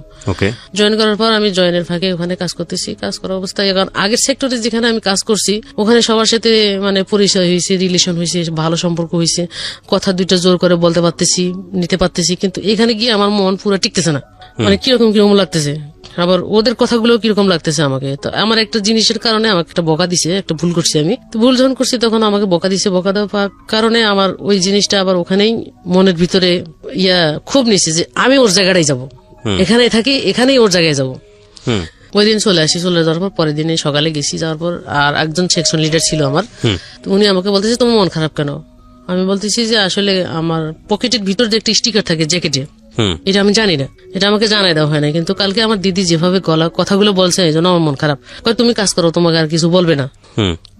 তখন আমি ওখানে কাজ করতেছি। কাজ করা অবস্থায় কাজ করতে করতে ওখানকার যে আমার যার আন্ডারে আমাকে দিছিল, সুপারভাইজার বলা হয় আর কি, তার ওখানে পদবি পজিশন হচ্ছে inspector, inspection leader, section leader. তো আমি ইন্সপেক্টর হিসেবে ওখানে জয়েন করছি। জয়েন করি মোটামুটি ওখানে আমার বেতন প্রায় 5,500-এর উপরে বেতন ধরছে। আর ওভার টাইম করলে আমি প্রায় 6,000-7,000 মানে বাড়তি টাকা পাচ্ছি আর কি। 10-12 হাজার টাকা পাচ্ছি। তো এই 10-12 হাজার টাকা পাইলে আমি বাড়িতে 5,000 থেকে 6,000 টাকা দিচ্ছি, বাকি টাকা আমি ওকে দিচ্ছি। আমার কাছে কিন্তু কিছু নাই, এমনি যাতায়াত, গাড়ি ভাড়া, নাস্তা খরচ যা লাগে তাই। এরকম মোটামুটি সংসার ভালোই চলছে। এদিকে আমার পরিবারেরও সাপোর্ট করতে পারতেছি। এদিকে পড়ালেখা করা অবস্থায় আমার ছেলেরা ক্লাস 4-5 উঠছে যখন, তখন আমার মা, আমার ভাই, আমার বাবা চিন্তা করলো আসলে টাকা এখন বেশি লাগে যখন এমনি কথাবার্তা চলার পর আমি আবার কি করলাম, এর ফাঁকে দিয়ে একদিন হঠাৎ করে খবর আসলো আমার আব্বা মারা গেছে যখন, তখন আমি ওখান থেকে ছুটি নিলাম। ছুটি নিয়ে বাড়িতে চলে গেলাম। চলে যাওয়ার পর দাফন করলাম। করার পর আমি এখান থেকে গেছি আমার টাকায়, কিন্তু দাফনের কাপড় চোপড় কিনা হয়েছে। তারপর দাফন হয়েছে, তারপর ওখানে আনুষ্ঠানিক ভাবে যেটা করার কলমা টলমা পড়ায় আমি ওখান থেকে 7 দিন ছুটি কাটায় চলে আসি যখন, তখন কি করলো, এর ফাঁকে দিয়ে চাকরিতে অ্যাপ্লাই করার পর ফাঁকে দিয়ে চাকরিটা হয়ে গেল যখন, তখন ও আমাকে বলছে দেখো আমার চাকরি তো হয়ে গেছে, এখন তো আমাকে যেখানে পোস্টিং দেবে সেখানে যেতে হবে, যেখানে যাও না কেন, যেখানে থাকো না কেন চাকরি, তখন আমিও এখানে আটকা পড়ে গেলাম। এখন তুমি আবার আমাকে ছেড়ে ঢাকায় চলে যাবা, এখন আবার যদি কখনো আমার মনে থেকে একটা সন্দেহ জাগা সৃষ্টি করছে। এর ফাঁকে দিয়ে আবার আগে প্রথমেই যখন বিয়ে করছি, বিয়ের কাগজপত্র সব ও কি করছে, গায়েব করে ফেলছে, এগুলো কোনো কিছু নাই বলতে এখন ভবিষ্যতে যদি আমি ওকে, ও যদি সরে যায়, মানে আমার ভিতরে একটা সন্দেহ ঢুকে গেল বা কোনো কিছু করে, পরে আমি ওকে কিভাবে ধরবো, এই চিন্তা ভাবনা করার পর আমি একদিন আবার ছুটি নিয়ে বাড়িতে চলে যাও, ওরে ডাকার পর আমি বলছি যে দেখো আমার কাছে তো কাগজপত্র কোনো কিছু নাই, তুমি যদি কখনো কোনো কিছু করো তাহলে আমি তোমাকে কিভাবে পাবো, আমি আবার ডকুমেন্টস চাই, যেখানে ডকুমেন্টস আমরা করছি এখান থেকে আমাকে ডকুমেন্টস তুলতে হবে, কিন্তু ওই জায়গাতে আমি ভুলে গেছি। তখন বলছে যে আসলে ডকুমেন্টস কোনো কিছু করার দরকার নেই, তোমার যদি অবিশ্বাস থাকে তাহলে তুমি আবার করো। এই অবস্থায় ওই আমার এলাকার মধ্যে আবার ওই কাজের মাধ্যমে ওই ডেটে আবার বিবাহ রেজিস্ট্রেশন করছে, এই রেজিস্ট্রেশনটা আমার কাছে আছে, কাবিন নামা যেটা, আগেরটা নাই। তারপর আমি ওই অবস্থায় সবকিছু ঠিকঠাক করে আবার চিটাং চলে আসছি। চলে আসার পর ও ওর জায়গায় ওর মতো চাকরি করতেছে, আমি আমার মতো চাকরি করতেছি। চাকরি করা অবস্থায় এখন এদিক থেকে আমার বাড়ি থেকে চাপ দিতেছে, ছেলে পেলে রাখতে পারবে না। কেন রাখতে পারবে না, কয় এখন টাকা পয়সা বেশি লাগে, আর বাড়ি থেকে আমার থেকে চাপ দিতেছে টাকা পয়সা বেশি দিতে হবে। আমি যদি টাকা পয়সা বেশি দিই তাহলে আমার ছেলে পেলে আমি এখানে রাখি চাকরি পড়ামো। তখন আমি এর সাথে শেয়ার করলাম যে বাড়ি থেকে এরকম বলতেছে, এখন আমি কি করবো, ছেলে পেলে কি করবা সেটা বলো। তখন এই আমাকে ডিসিশন দিল যে ওদেরকে নিয়ে এসে এখানে ভর্তি করে দাও, যা হওয়ার হইব। তখন আমি কি করলাম, ওদেরকে নিয়ে আসলাম বাড়িতে, নিয়ে আসার পর আমি আবার পাশের রুমে দেখতাম 2টা ছেলে আছে, বাচ্চা 2টা আছে, বাচ্চা 2টা ভালো পড়ালেখা করে, ভালো ছাত্র, ওদের মোটিভেশন যেভাবে করতেছে, আমি আমার 2টা যদি এভাবে করতে পারতাম তাহলে আরো ভালো হতো। বাড়ি থেকে শুনছি পড়ালেখা ভালো, ছেলে 2টা আনার পর ওদের ছেলে 2টা যেখানে ভর্তি আছে আমি ওখানে ভর্তি করাইলাম। ভর্তি করার পর ওখানে থাকলো, ভর্তি করলো, দেখি তো পড়ালেখা ভালো। এর ফাঁকে দিয়া ওই ভাবিরে বললাম, ভাবি আমি তো সারাদিন থাকি না, আপনি আপনার বাচ্চা 2টা যেরকম দেখেন আমার বাচ্চা 2টা একটু ওরকম দেখিয়েন, আমার দিকে একটু তাকান, ঠিক আছে? তো উনি আবার বলতেছে ঠিক আছে সমস্যা নাই, আমি দেখবো। তো এই দিক দিয়ে সবার সাথে যোগাযোগ ভালোই চলছে। হুট করে আরেকদিন আমার আব্বাই আমাকে কল করছে, একটু জরুরি করে বাড়ি যেতে হবে। এই আমার আম্মাই ফোন করছে, আব্বা তো নাই। ফোন করার পর আমি তখন গেলাম বাড়িতে। বাড়ি যাওয়ার পর বলছে যে ওকে তো আমরা ধরে রাখতে পারতেছি না। কেন, কি হয়েছে? কয় ওই আমাদের পাশের বাড়ির অমুক ছেলের সাথে রিলেশন করে, ওর সাথে যদি এগুলো করে এখন একটা বদনাম, তখন কি করতে হবে? কয় তুই তোর কাছে নিয়ে যা, ওখানে ভর্তি করে দিই, পড়ালেখার খরচ পাশাপাশি একটা চাকরি টাকরি ধরাই দিস, চাকরি বাকরি করলে হয়তো বা এগুলো করবে না। আবার হাজবেন্ডের সাথে শেয়ার করলাম যে এই ঘটনা, নিয়ে আসে এখানে একটা চাকরি দাও, আর পড়ালেখার খরচ দেখা যাক আমরা কি করতে পারি। তো দুজনে মিলেমিশে চলতেছি, থাকতেছি, খাইতেছি, ফিরতেছি। এর মধ্যেই আমার হাজবেন্ডও মাঝে মাঝে যায় আসে। আনার পরে এখন একটা মানুষের তো শহরের বাড়িতে বসে রাখা খাওয়া খরচের ব্যাপার স্যাপার আছে। তা আমি ওরে 2 মাস বসায় রাখি, বললাম যে এই জিনিসগুলো শিখো, যে জিনিসগুলো আমি তোমাকে দিই এগুলো শিখো, এগুলো কিন্তু ইন্টারভিউতে ফেস করতে হয়। তখনও কি পড়তো? তখন ইন্টারমিডিয়েট পাস করছে। হ্যাঁ, আচ্ছা। পাস করার পর তারপরে জবটা হয়ে গেলে এরপরে তোমার ভর্তির ব্যবস্থাটা আমি করব। তো তুমি কি চাকরি করতে চাও কি চাও না? তো বলে যে আমি যদি চাকরি করলে একটু আমার বাড়িতে হেল্প করতে পারবো, আমার পড়ালেখাটাও চালাইতে পারবো। তখন আমি আমার অফিসের ভিতরে বিভিন্ন সেক্টরে বিভিন্ন জায়গায় যোগাযোগ করা শুরু করে দিলাম। শুরু করতে করতে আমি ওই স্টোরের জায়গাটা খালি পেয়েছি। তা আমি স্টোরের চাকরিটা অনেক ভালো, যতগুলো ডিপার্টমেন্ট আছে তার থেকে ওইটাই ভালো, বসে থাকার চাকরি আর নাই। তো এখন ওর সাথে যোগাযোগ করার পর ওনাকে আমি বলছি যে শোনেন আপা, আমি তো এখানে পুরান মানুষ, আমার লোকটা আপনার নিতেই হবো, আপনি যা কিছু করেন না কেন। তখন বলছে আচ্ছা ঠিক আছে, আমি আপনার লোকটা নিবো, আপনি আনেন। তো ওনার বাসাও আমার বাসার কাছাকাছি ছিল, আমি সন্ধ্যাবেলায় ওনার বাসায় নিয়ে গেছি। নিয়ে যাওয়ার পর ওনার সাথে কথা বললাম, কথা বলার পর ওখান থেকে বাসায় আসলাম। পরের দিন সকালবেলা আমি অফিসে নেওয়ার পর ওর চাকরিটা ওখানে হয়ে গেল। সবে চলে যাওয়ার পর বাড়িতে জানাইলাম, ও জবে ঢুকাই দিছি, আমার হাজবেন্ডের জানালাম জব দিছি, দুইজনে একসাথে যাবো আসবো, একই অফিসে থাকবো। তখন এর মাঝখান দিয়ে আমার বায়ু চলে আসলো। তখন ওর টানিয়ে আনার পর ওরা কি করলাম, তো আমি বলছি যে তুমি কোয়ালিটি চাকরি করতে পারবা? তো কোয়ালিটি কিন্তু সারাদিন দাঁড়ায় থাকতে হয়, যদি তুমি করতে পারো তাহলে আমি তোমাকে দিতে পারি, যদি না করতে পারো তাহলে কিন্তু আমি মুখ বেচবো না মানুষের কাছে। তো বলতেছে আমি করতে পারবো। যখন কথাটা বলছে তখন আমাদের সেক্টরের ভিতরে আমি ওর চাকরিটাও দিয়ে দিলাম। আমার ছেলে আমাকে বলতেছে, আম্মু বাবার নাম্বার থেকে একটা মেসেজ দেখছি, হঠাৎ করে বলতেছে। ছোট ছেলে না বড় ছেলে? ছোট ছেলে। তখন ও কিন্তু অনেক চালাক, ছোট হলেও সব ইংলিশ পড়তে পারে, সব বুঝতে পারে এবং ছাত্র হিসেবে অনেক ভালো। তো আমি প্রতিনিয়ত কন্টিনিউ মানে ফোন করি, দেখি ওয়েটিং কল। আমি কই তুমি কার সাথে কথা বলো? কয় আমি একটা জব করি, আমার তো বিভিন্ন ধরনের কথা হইতেই পারে, থাকতেই পারে, আমি ফ্রি হইলে তোমাকে ফোন দিব। তখন আমার ভিতরে একটা কামড় যখন, তখন আমি বলতেছি যে যাই হোক আমার সংসার যদি নাও টিকে আমি ছেলে দুটা যেমনি পারি মানুষ করব। তখন আমি কি করলাম, যখন আমাকে এই কথাটা বলার জন্য আসছে ও, এর ফাঁকে দিয়ে মেসেজ ও ডিলিট করে ফেলছে যখন, তখন আমি ওর মোবাইলটা নিয়েছি। মোবাইলটা নেওয়ার পর যতগুলো ফাংশন আছে সবগুলোর ভিতরে ঢুকছি। ঢোকানোর পর দেখি কোনো কিছু নাই যখন, তখন আমি মোবাইলটা রেখে দিছি। রেখে দেওয়ার পর আমি বলছি যে তুমি আজকে থেকে মোবাইল ব্যবহার করতে পারবা না, তোমার মোবাইল লাগবে না, আমি তো আসি ওখানে, সমস্যা হলে তো জানবি। তখন ও আমি আবার কি করলাম, আমি আজকে অফিসে দেরি করে যাম। তা আমি অফিসে ফোন লাগাইছি। ফোন লাগার পর দিদি বলছি দিদি আমার 1 ঘন্টা লেট হবে আসতে। ওর মোবাইলটা যখন রেখে দিছে, ও অফিসে গেছে। যাওয়ার পর ও কাজ টাজ গোছায় রাখি অন্য আরেকজনের মোবাইল নিয়ে আমার হাজবেন্ডের কাছে কল করছে। কল করার পর ওইটা জেনে দিছে যে ওর মোবাইলটা আমার কাছে। আর আমি এদিক থেকে ওর নাম্বার থেকে ওকে মিস কল মারতেছি, ও আসলে ব্যাক করে কিনা এই নাম্বারে, কিন্তু ব্যাক করতেছে না। ঠিক আছে, ব্যাক করতেছে না, কিন্তু মোবাইল তো আমার কাছে। তখন আমি কি করলাম, রেডি হয়ে অফিসে চলে গেলাম। অফিসে যাওয়ার পর অফিসে ঢুকে আমার কাজগুলো সব গোছাই রাখি। দিদিরে বলছি দিদি আমি অন্য একটা সেকশনে যাচ্ছি, আপনি আমার খুঁজিয়েন না, আমার আসতে একটু দেরি হবে, সব কাজ গোছাই রাখছি। তো আচ্ছা ঠিক আছে যাও। কিন্তু আমি ওই কাজের বিনিময়ে যাচ্ছি যে এই কথা বলে যাচ্ছি, কিন্তু নইলে আবার ম্যানেজারের কাছে ধরা পড়লে ম্যানেজার সব জায়গায় ঘুরে কখন কোথায় দেখে ফেলে। তখন আবার দিদির কাছে কল করবো, ওকে ওখানে দেখলাম কেন, যদি উনি জবাব দিতে না পারে পরে আবার আমার গালাগালি করবে। আমি গালাগালি না খাই মতো আমি কাজ সিস্টেম করে নামছি। নামার পর আমি কি করলাম, ওখানে যে টিএনটি নাম্বার একটা আছে ইউজ হয়, ওই টিএনটি নাম্বার কার কাছে, এর কাছে। টিএনটিতে ফোন করে, মোবাইলটা আমার কাছে। ও যখন টিএনটিতে কথা বলতেছে তখন ওর পিছনে গিয়ে আমি দাঁড়াইছি, ও আমাকে দেখে নাই যখন, তখন ও পিছনে যখন কথা বলতেছে তো কথাগুলো আমি শুনতেছি। শোনার পর ও ফোন লাইন কাটিয়ে দিছে, যখন কাটিয়ে দিয়ে পিছন ফিরিয়ে দেখে এখন আমি পারতেছি না ওখানে কোনো কিছু বললে আবার সবাই শোনাশুনি হয়ে যাবে, জানাজানি হয়ে যাওয়ার পর আমি কি করলাম, ওখান থেকে ওর কিছু না বলি সাইডে চলে আসে যখন, তখন এ কি করছে, ভিতরে আর একটা সিম আর একটা মোবাইল কিনছে। কেনার পর ওই মোবাইল আর সিমটা সবসময় এখানে রাখতো সাইলেন্ট করে, নিজের কাছে গোপন রাখতো। এটা অফিসের ভিতর কেউ জানতো না। আর যখন যাওয়ার সময় হয়তো তখন ও ওই ড্রয়ারের ভিতরে মোবাইলটা রাখে, তালা দিয়ে সিস্টেমে চলে যেত। কিন্তু রাত্রে যে সে কথা বলবে কোনো কিছু এরকম কোনো কিছু আমি ধরতে পারবো না, কারণ ওর সাথে দেখা হয় আমার রাত্রেই, দিনে হয় না। রাখছে যখন, তখন আমি গোয়েন্দার মতো লাগছি পিছনে। ওই কাজ ওখানে শেষ করি, আমি আবার নিচে নামার পর আমি ওখানে ভিতরে এক মহিলারা লাগাই দিছি, যার মাধ্যমে ঢুকাইছি। ওকে বলছি যে দেখেন তো ওর কাছে কোনো ফোন আছে কিনা। তখন আমাকে বলতেছি যে ফোন করে টিএনটিতে, ওনারা একটা অ্যানালাইসিস বাইর করে ফেলছে। বাইর করে ফেলার পর আমাকে যখন কথাটা বলার পর আমি তখন কিছু দেখেন ওখানে কোনো ফোন আছে কিনা।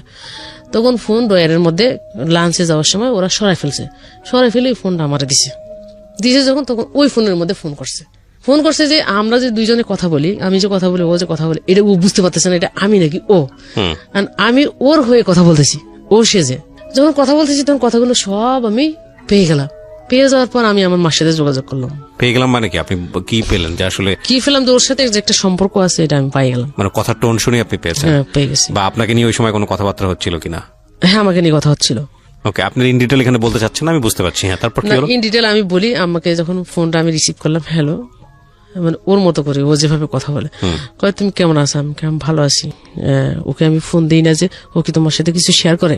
আমি বলতেছি না, আমার সাথে শেয়ার করে না, তবে ও একটু মন টন খারাপ আর কি, আপনি ফোন টোন করেন না, এভাবে কথা বলতেছি।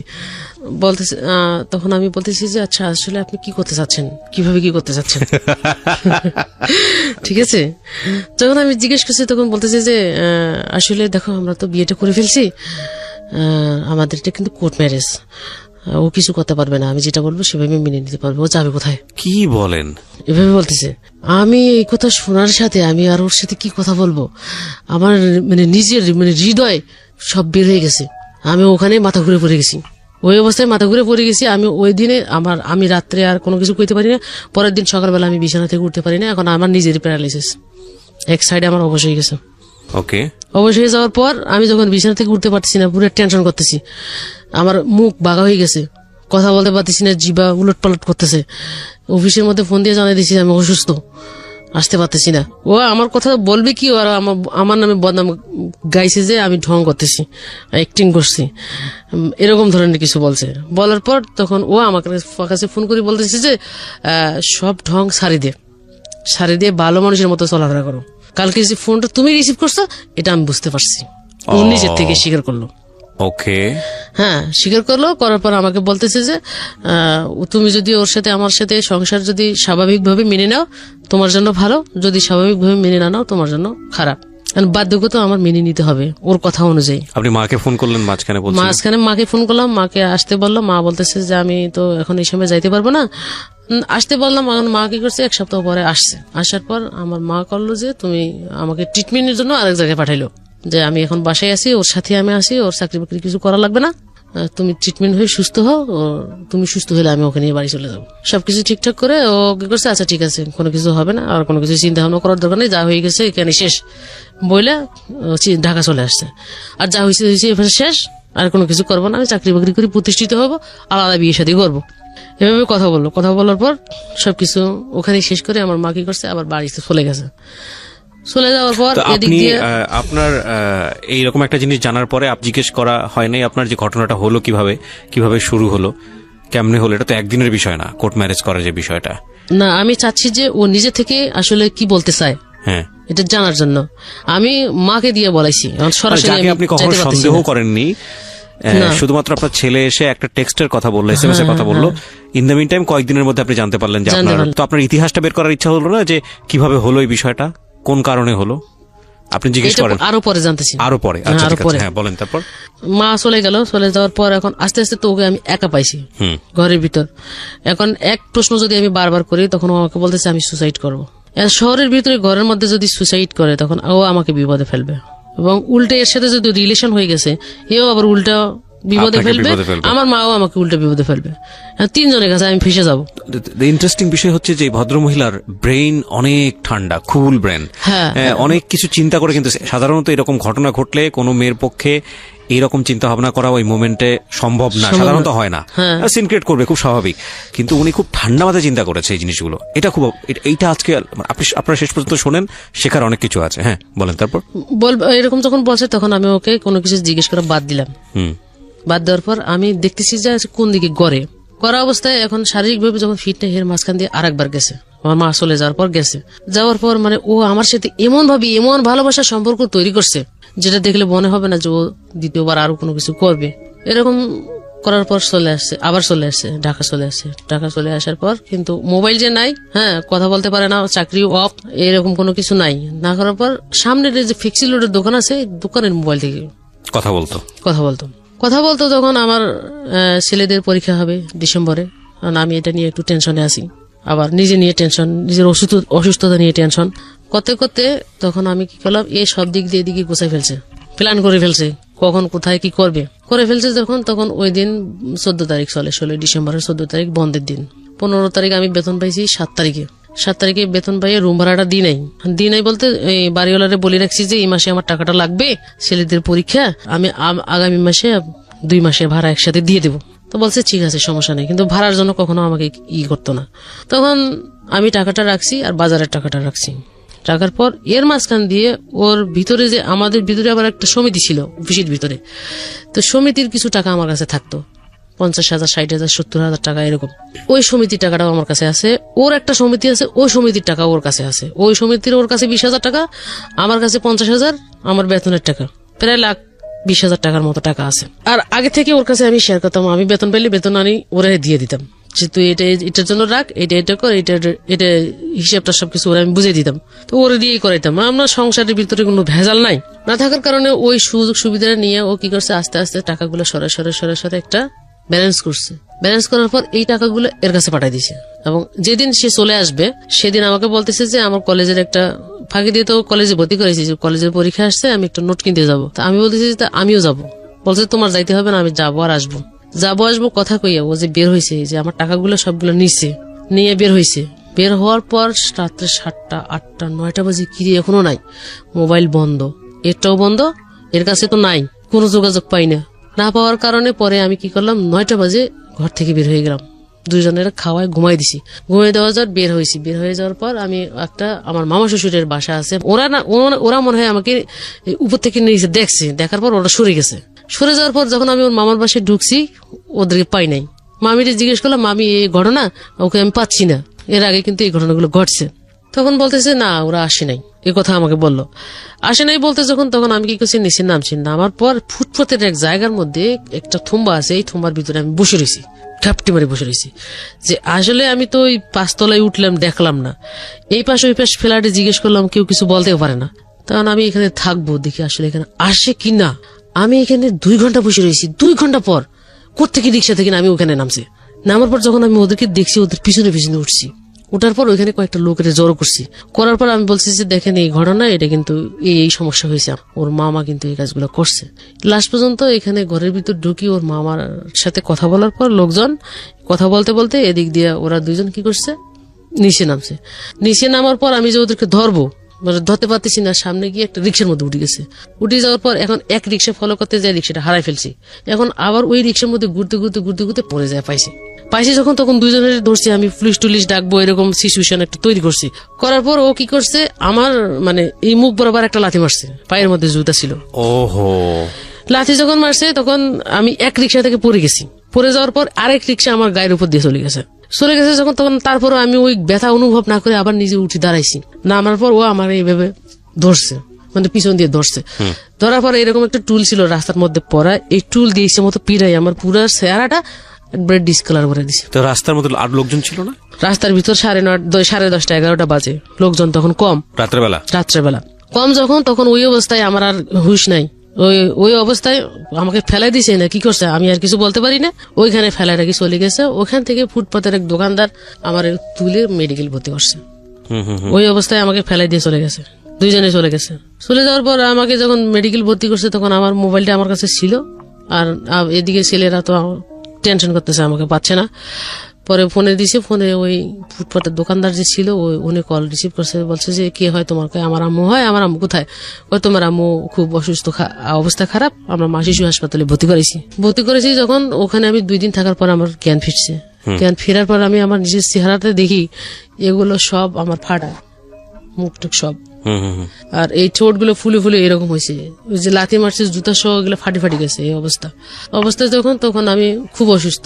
এখন আমি কি ওখান থেকে আসি অফিস করতে পারবো? এরপর অফিসে বাসায়, ওখান থেকে বের হয়ে বাসায় আসছি। ওই টাকা পয়সা ইয়ারা মিট করে দিছে, বাইরের লোকজন যারা আমাকে ভর্তি করাইছে ওরা মিট করে দিয়ে আমাকে বাড়ি করছে। বাড়ি করার পর আমরা বাসা কোথায় কি বা কারা সবকিছু নিয়ে আমাকে বাসায় দিছে। তারপর বাসায় আসি। এখন আমি যে খাবো, রান্না করবো, টাকা পয়সা চালের কোনো কিছু নাই। যখন তখন আমি অফিসে ফোন করে যোগাযোগ করে বলছি যে আমি আসলে শারীরিকভাবে খুব অসুস্থ, আমার প্যারালাইসিস হয়েছে, আমি তো ডিউটি করতে পারবো না, এখন আমার 3-4 মাস ছুটি লাগবে। কারণ ওই অবস্থায় আমি অফিসে যেতে পারতেছি না, আমার মুখ টুক কাটা। এখন ওরা অন্য মাইন্ড করবে।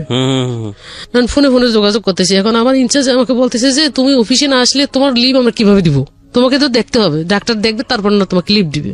তুমি এভাবে থাকলে তো তোমার চাকরি থাকবে না বলছে যখন, তখন আমি কি করলাম, কোন রকম মুখ টুক ঢাকি। এখন দিদির সাথে শেয়ার না করলে আমি এটা পারতেছি না, এটা তো গোপন রাখতে পারতেছি না। আসি দিদির সাথে কথাটা শেয়ার করলাম, দিদি ঘটছে। উনি কি করছে, আমাকে মেডিকেল নিয়ে 3 মাসের ছুটির ব্যবস্থা করে দিছে আমার ফিটনেস অনুযায়ী। 3 মাসে আমি চাকরি করলাম না, 3 মাসে যে আমার মেডিকেল লিভের বেতন তো আমি কয় টাকা পাবো? বেতন পাইতাম 14,500 টাকা। এখান থেকে আমি ওভারটাইম করলে না 14,500 টাকা পাবো। ধরা বেতন যেটা 12,000 পাবো। এই 12,000 টাকা থেকে আমাকে হাফ বেতন দিবে 6,000 টাকা। এই 6,000 টাকায় কি আমার এই 3 মাস সংসার চলবে? 2টা বাচ্চা নিয়ে। তারপরে আমি কি করলাম, মোবাইল ফোনের মাধ্যমে ওর সাথে যোগাযোগ করতে চাচ্ছি যে যা করার করছো, আমি সবকিছু মানিয়ে নিলাম। এখন তো আমার ছেলে 2টো মানুষ করতে হবে, পড়ালেখা করতে হবে, খাওয়া থাকা সবকিছু মিলে। টাকা পয়সা দাও, টাকা পয়সা দিবে না, কোনো কিছু দিবে না। না দেওয়ার পর আমি 3-4 মাস শুধু এই যোগাযোগ অবস্থায় থাকলাম, কোনো টাকা পয়সা কোনোভাবে নিতে পারলাম না। এমনও দিন গেছে আমরা 3-4 দিন না খাই রয়েছি। ওই সময়টা 3 মাস অনেক কষ্ট গেছে। সামনের এক দোকানদারও বুঝতে পারছে, বুঝার পর উনি আমার 3 মাসের বাজার খরচ আমার ঘরের ভিতর দিয়ে গেছে। এর ফাঁকে দিয়ে আমি সুস্থ হয়ে কোন রকম আস্তে 3 মাস পর আমি চাকরিটা স্টার্ট করি। আমার 3 মাসে 15,000 টাকার রুম ভাড়া বাকি হয়ে গেছে। এখন আমি কি ছেলে পড়ালেখা করাবো, না খাবো, না চলবো, কোন দিকে যাবো? লাস্ট পর্যন্ত ছেলেরে বললাম তোর আব্বুর সাথে যোগাযোগ কর। মোবাইল করছে, কয় কে তুমি? কাউরে চিনি না। কয় আমি তোমার ছেলে বলছি, তোমার আমার কোনো ছেলে নাই। টোটালি সে অস্বীকার করছে। আমি এখন কি করব? ওইখানকার 13-14,000 টাকা দিয়েও আমার সংসার চলবে না। পরে আমি আবার চাকরি চেঞ্জ করার সিদ্ধান্ত নেওয়ার পর ওই 3 মাস আমার খুব কষ্ট গেছে, যেটা আমি কাউকে বলতে পারবো না। আমার অসুস্থ চিকিৎসার টাকা নেই, আমার খাওয়ার টাকা নেই, আমার ঘর ভাড়ার টাকা নেই, কোনো কিছু নেই আমার কাছে। এরপর ওই এলাকার মানুষ যতটুকু পারছে আমাকে সহযোগিতা করছে, পাশের রুমের ভাবি যতটুকু পারছে আমাকে সহযোগিতা করছে। আপনি পুলিশের কাছে যাননি কেন ওই সময়টাতে? এখন আমি নিজে খাইতে পারি না, পুলিশের কাছে গেলে আমার থেকে টাকা চাইবো, আমি টাকা কোথেকে দিব? মামলা করতে গেলে আমার কাছে টাকা চাইবো, আমি টাকা কোথেকে দেবো?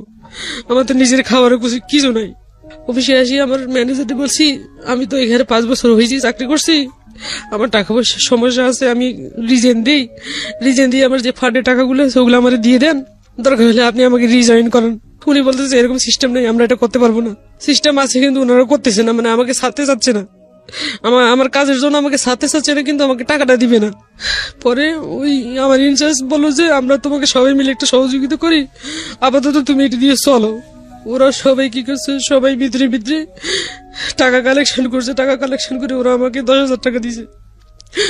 10,000 টাকা দেওয়ার পর এদিকে জমিদার বাড়িওয়ালা বুঝতে পারতেছে যে আমার তো আর কিছু নাই, আমি অথবা রুম ভাড়া না দিয়ে যদি পালাই যাই তখন আমার কই পাইবো।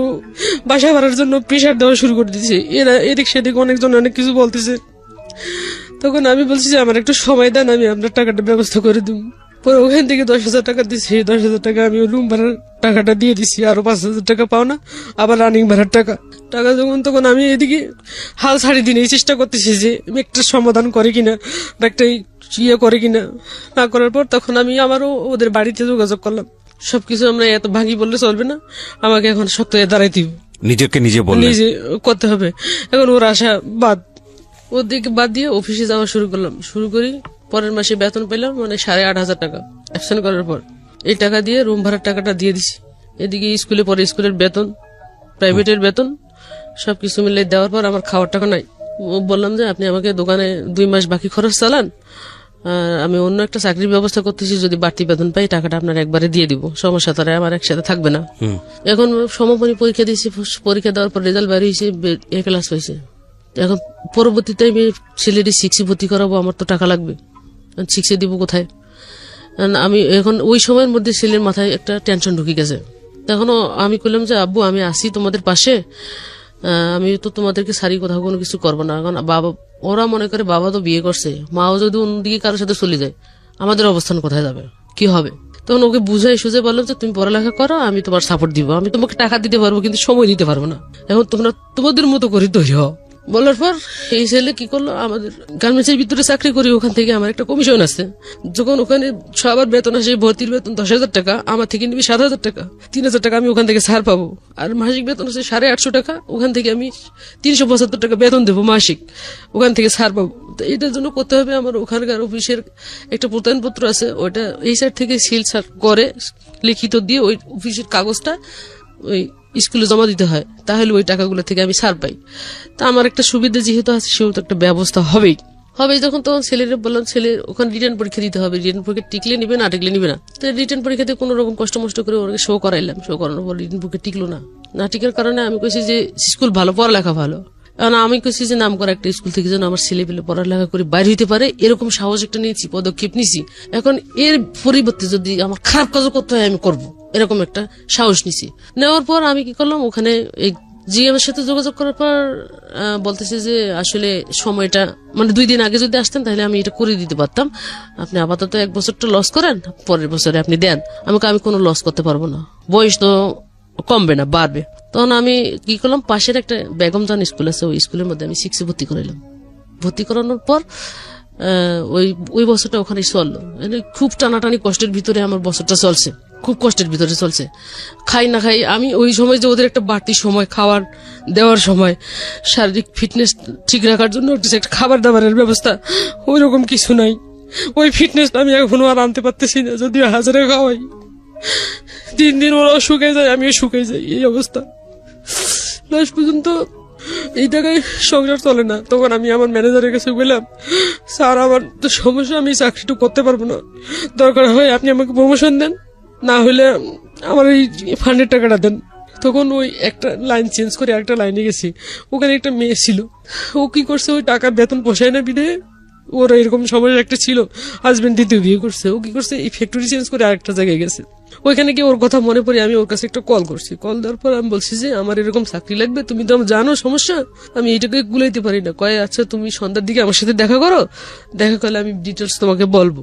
তো ওই জায়গায় স্যারের সাথে আমার জন্য কথা বলছে। তো উনি পরের দিন সকালবেলা আমাকে দেখা করতে বলছে। পরে এই যে ঘাটতিটা পূরণ করতে করতে আমার এদিকে 50,000 টাকা আমি ঋণের মধ্যে এখনো আসি। এখন এই ঋণটা কিভাবে পরিশোধ করব?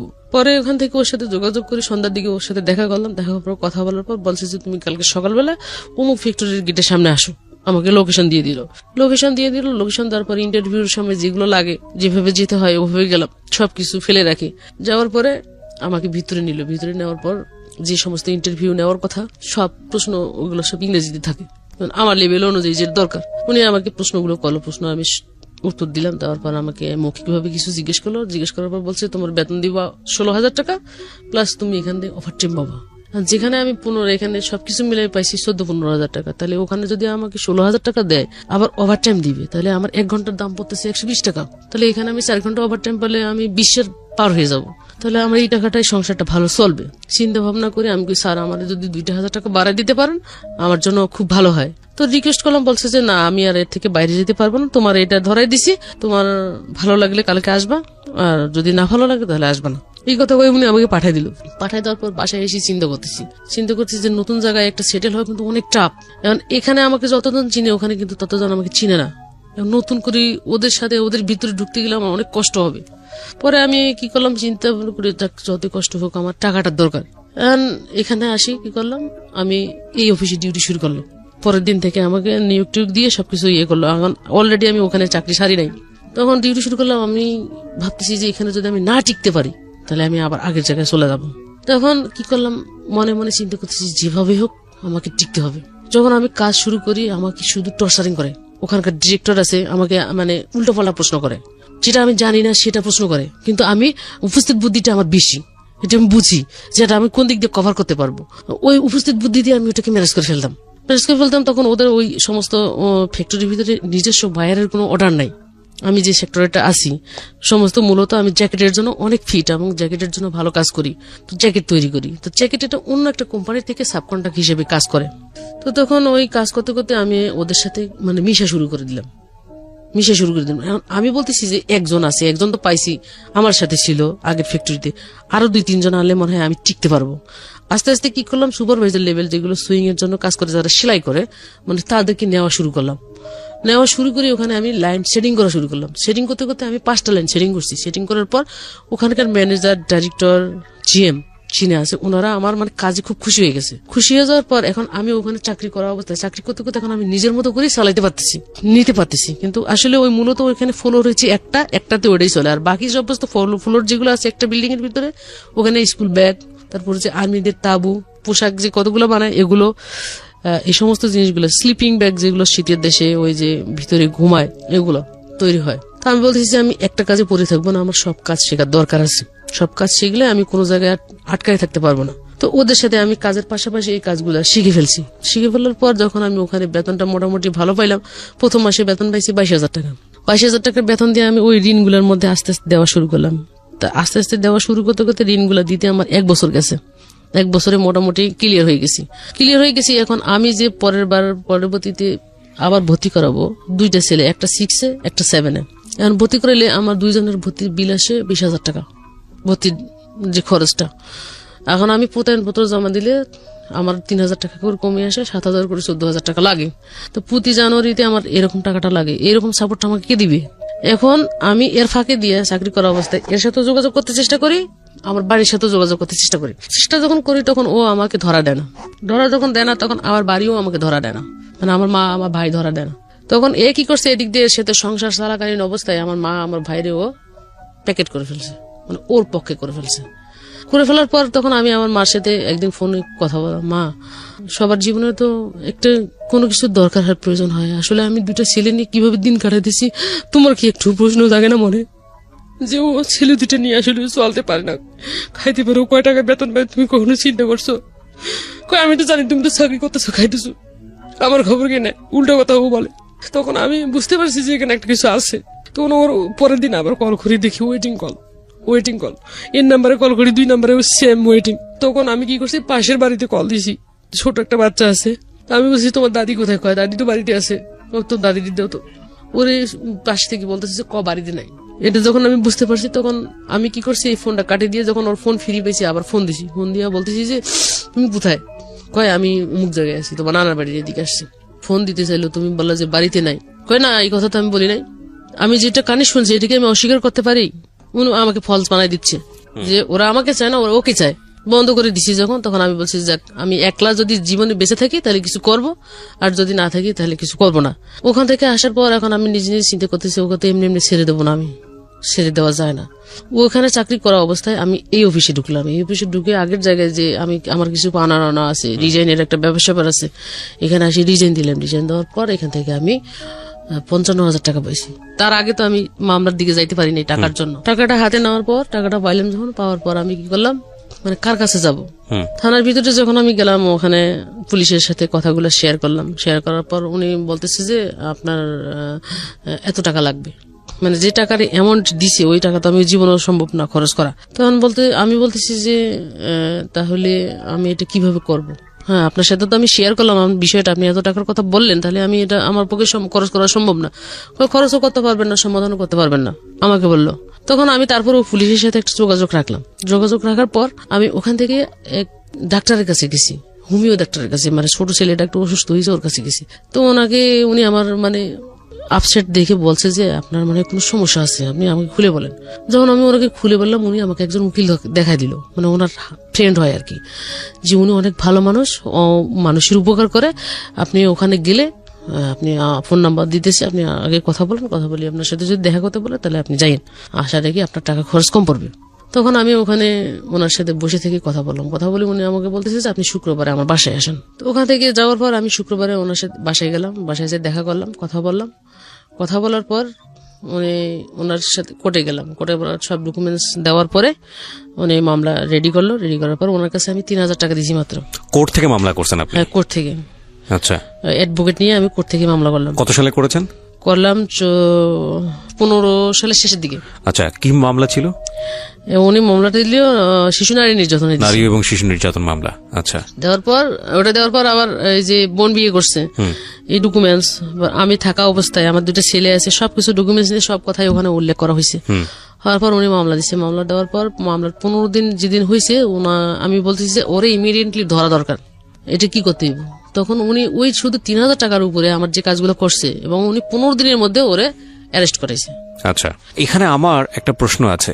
আপনি যেটা বলছেন যে যেই পার্টিকুলার কোন পুলিশের কাছে আপনি গেছেন, সে আপনাকে সাহায্য করেনি, কিন্তু আমাদের যেটা একটা নিয়ম আছে, আপনি কি জানেন যে একটা হেল্পলাইন আছে 99999, এটা কি জানেন? পুলিশের হেল্পলাইন, যে এই নাম্বারে ফোন করে যদি কোনো বিপদ বা কোনো ধরনের পুলিশের সাহায্যের দরকার হয়, পুলিশ এই নাম্বারে ফোন করলে এটা সাহায্য করে। এটা কি আপনি জানেন? না, আমি আজকে পর্যন্ত জানতেন না। আচ্ছা, এছাড়া কোনো এসআই যদি কোনোভাবেই আপনার কাছ থেকে কোনো ধরনের হ্যারাসমেন্ট করে, তাহলে তার যে বস আছে তার কাছে যাওয়া যায়। সেই বস যদি হ্যারাসমেন্ট করে, তাহলে তার যে বস আছে তার কাছে যাওয়া যায়। এই রকম করতে করতে আইজি পর্যন্ত যাওয়া যায়। এটা জানতেন? হ্যাঁ, এটা জানতাম, কিন্তু আমি জানি যে ওই অপেক্ষা করতে হয়, অপেক্ষায় বসে থাকতে থাকতে আসতেছে নাই এরকম। এখানে আমি শুধু একটা লাইন যোগ করতে চাই যে সিস্টেমের মধ্যে কোনো না কোনো প্রবলেম থাকাটা মানে হচ্ছে পুরো সিস্টেমটাই করাপ্ট, এটা না। হ্যাঁ, সেবাটা আমাদের পাওয়া অধিকার, সেবাটা পাওয়া আমাদের অধিকার, সেবাটা পাই না। কিন্তু এই যে ইনফরমেশনটা, এটা যদি আপনার জানা থাকতো তাহলে হয়তো এই হ্যারাসমেন্ট আপনি পড়তেন না। আপনি যদি 999 ফোন করে ওই পুলিশের এগেনিস্টে যদি আপনি অভিযোগ করতেন, হ্যাঁ, বা পুলিশের এগেনিস্টে কিভাবে অভিযোগ করা যায় সেই জায়গাগুলো যদি আপনার জানা থাকতো, আপনি যদি তাকে বলতেন যে আমি একজন মানবাধিকার কর্মী হিসেবে কাজ করেছি, আমি এটা করেছি ওটা করেছি। নারী এবং শিশু নির্যাতন মামলা কিন্তু শুধু থানায় গিয়ে যে করতে হবে তা কিন্তু না, কোর্টেও করা যায়। আপনি কোর্টেই করেছেন। এছাড়াও মানবাধিকার সংস্থাতে গিয়ে আপনি যদি কমপ্লেনটা লিপিবদ্ধ করতেন, তারাই আপনার হয়ে স্টেপ নিত। সুতরাং বিষয়টা এত সহজেই পুলিশ আপনাকে এভাবে এই জিনিসগুলো অফার করতে পারতো না।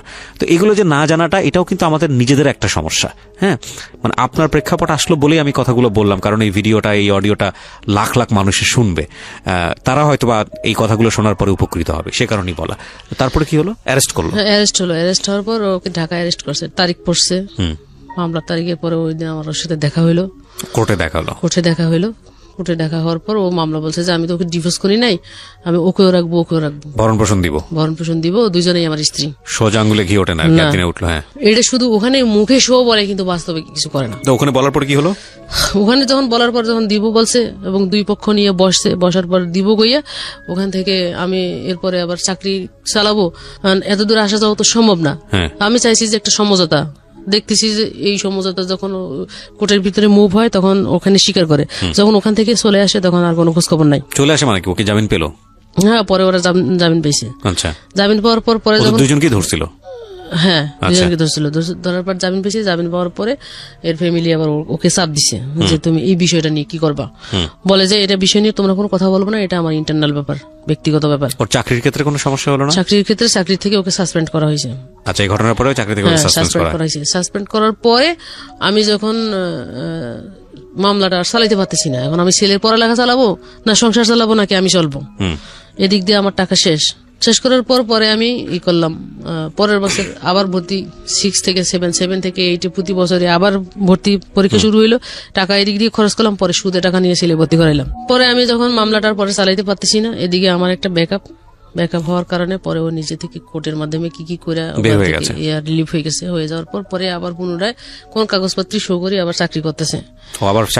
চাকরি করার পরে যখন আমি নিজে চিন্তা করলাম যে আসলে দূরে এলে তো সব আমার টাকা শেষ হয়ে যাবে বা আমি নিজেও শেষ হয়ে যাবো, পরে ছেলে দুইটা বাঁচাইতে পারবো না করার কারণে পরে সিদ্ধান্ত নিয়েছি নাম্বার সব টিম চেঞ্জ করে বাসা টাসা চেঞ্জ করে এক জায়গায় যে ভিড়ছি, মানে এক জায়গায় বাসা নিয়ে রয়েছি, ছেলে দুইটা পড়ালেখা করাচ্ছি, আমি নিজে চলতেছি। এই চলাচল অবস্থায় আমার 16 সালের মধ্যে 16 সালের শেষের দিকে আমি যে অফিসে চাকরি করি, ওই অফিস থেকে আমাকে আরেকটা ফ্লোরের ভিতরে ট্রান্সফার করে দিয়েছে। ট্রান্সফার করা অবস্থায় ওখানে ফ্যাক্টরিটা ছিল সব কোরিয়ান লোকজন ওখানে মালিকরা ছিল।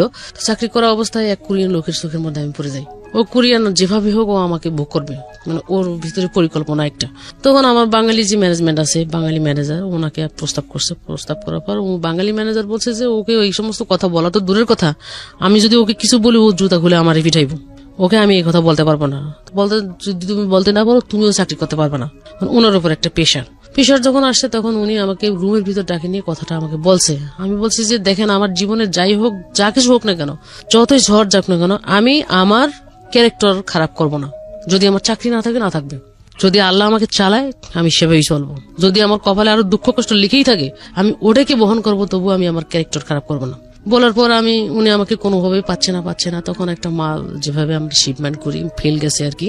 তো ওই বায়ারকে উপস্থিত বোঝানোর জন্য আমাকে যেটা করণীয় ফ্যাক্টরির পক্ষ থেকে করা হয় আর কি, এই কাজটা আমি করতেছি। করার পর বায়ারকে হ্যাপি করার জন্য, বায়ারকে হ্যাপি করার জন্য রাগ উঠে গেছে যখন, তখন আমি যদি এখানে চাকরি করতে না পারি, এখানে কাউর চাকরি করতে দিব না। কিন্তু উনি আমার পিছনে 5 জন না লাগায়, 2 জন কোরিয়ান 3 জন বাঙালি লাগাই দিছে। এমন ভাবে টর্চারিং করতেছে, আমি ওখানে চাকরি করতে পারতেছি না, চাকরি করতেও পারবো না। তখন আমার বেতন ওখানে 27,000 টাকা উঠছে। এখন আমি কি করবো, আমি চাকরি বাঁচাইতে পারতেছি না, এদিকে আমি এই কাজও করতে পারতেছি না। তখন আমার মাথা গরম হয়ে গেছে। পরে আমি কার্টুনের চিপের ভিতরে 2 জনের শার্টের কলার ধাম করে ধরে 2 জনের ঘুষির উপর ঘুষি মারছি। ঘুষি মারার পর ওরা যখন 3 জন আমাকে ধরতে আসছে, এই পিছন দিয়ে পা দিয়ে আমি লাথি মারছি। লাথি মারার পর এখান থেকে আমাকে ওই সাইড থেকে এক মহিলা আনছে। মহিলা আনার পর আমাকে ওখান থেকে সরাই নেওয়ার পর আমি বলছি যে আমি এখানে চাকরি যদি করতে না পারি, ওরা 5 জন চাকরি করতে পারবে না এখানে। আর ওরা 5 জন যদি চাকরি করে তাহলে আমি এখানে চাকরি করবো, নইলে আমি কারোর চাকরি করতে দিব না। চাকরি ওই দিন ওই 5 জনেরও শেষ, আমারটাও শেষ। চাকরি ছাড়িয়ে দিলাম। ছাড়িয়ে দেওয়ার পর আমি ওখান থেকে ডিজাইন দিয়ে টাকা পাইছি 38,000 টাকা পাইছি। 38,000 টাকা এখন আমি আরেকটা চাকরি ধরতে গেলে যে আমার ব্যালেন্স লাগবে, আমি তো ওই মাসে আর চাকরি পাবো না, বা আজকে যোগাযোগ করলে আজকে চাকরি পাবো না, এরকম। তখন আমি কি করলাম, ওখান থেকে বের হয়ে আসি, বিভিন্ন জায়গায় বিভিন্ন নেটওয়ার্কে আমি কল করা শুরু করে দিলাম, ফোন করা শুরু করে দিলাম। তখন আমাকে লোকেশন দিচ্ছে, অমুক ফ্যাক্টরিতে আসে, এখানে লোক নেবে, ওখানে লোক নেবে, এরকম কথা বলতেছে। কথা বলার পর আমি যাচ্ছি ফ্যাক্টরিতে, যাচ্ছি, ইন্টারভিউতে শো করতেছি, ইন্টারভিউ দিচ্ছি। ইন্টারভিউ দেওয়ার পর আমাকে জয়েনিং ডেট দিচ্ছে, 2 তারিখে তুমি জয়েন করবা। কিন্তু 1 তারিখে আমার কাছে জিএমরা যারা আছে, ভালো পজিশনের লোকেরা যারা আছে, এরা আমাকে কল করতেছে, তুমি আমার বাসায় একটু আসতে পারবা। আমার সাথে ফ্যাক্টরির সাথে সম্পর্ক হচ্ছে, আমি কাজের জন্য গেছি, ইন্টারভিউ ফেস করছি, আমি ওখানে চাকরি করব। আপনি আমাকে ইন্টারভিউ নিছেন, পরীক্ষা দিতে হয়েছে, আপনি আমাকে মার্ক করছেন, যেখানে আমি সিলেক্টেড হয়েছি সেখানে আপনি কেন আমাকে রাতের বেলা আপনার বাসায় ডাকতেছেন? আপনার চাকরি আমার লাগবে না, আমি আপনার চাকরি করবো না। জয়েনিং ডেট দিয়েছে আমার 2 তারিখে সেখানে জয়েন করার কথা, আমি জয়েন করি নাই। না করার পরে আমি 2 মাস জবলেস থাকলাম, আবার একটা কষ্টের ভিতরে পড়ে যাচ্ছি। 2 মাস চাকরি না থাকা, আমি এখন এইদিকে থাকা খাওয়া সমস্যা হয়ে যাচ্ছে। হয়ে যাওয়ার পর আমি কি করলাম, এক কোরিয়ান ম্যাডামরে পাইছি। ও ম্যাডামের কাছে কল করছি, ম্যাডাম আমার জব লাগবে। কয় কামিং ওইরকম পরিবেশ পরিস্থিতি নাই, আমি একটা ভালো কাপড় পরবো, আমার পদ পজিশন অনুযায়ী যে আমার 8 মাস থাকা দরকার, স্মার্ট থাকা দরকার, ওইটা আমার কাছে নাই। এখন ওরা সবসময় ফলো করে আউটলুকিং। আমার কোয়ালিটি যদি ঠিক না থাকে তাহলে আমি কাজের কোয়ালিটি কি দেবো? তারপর কোন রকম ম্যানেজ করে আমি গেছি। যাওয়ার পরে উনি আমাকে প্রস্তাব দিল যে তুমি আমার এখানে কন্ট্রাক্টে কাজ করবা, ডেইলি হিসেবে তোমাকে টাকা দেবো।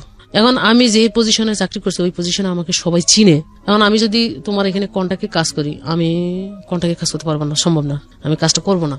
তখন আমাকে বলতেছে আমার টেমা বাইরের একটা 11,000 পিস মাল ফেল আছে, মালটা আমি 10 বার রিসিভ করছি, আমার মালটা শিপমেন্ট দিতে পারতেছি না। তুমি যদি মালটা শিপমেন্ট দিতে পারো তাহলে তোমাকে আমি 25,000 টাকা স্যালারি দিব, প্লাস তোমাকে ফুল বোনাস দিব।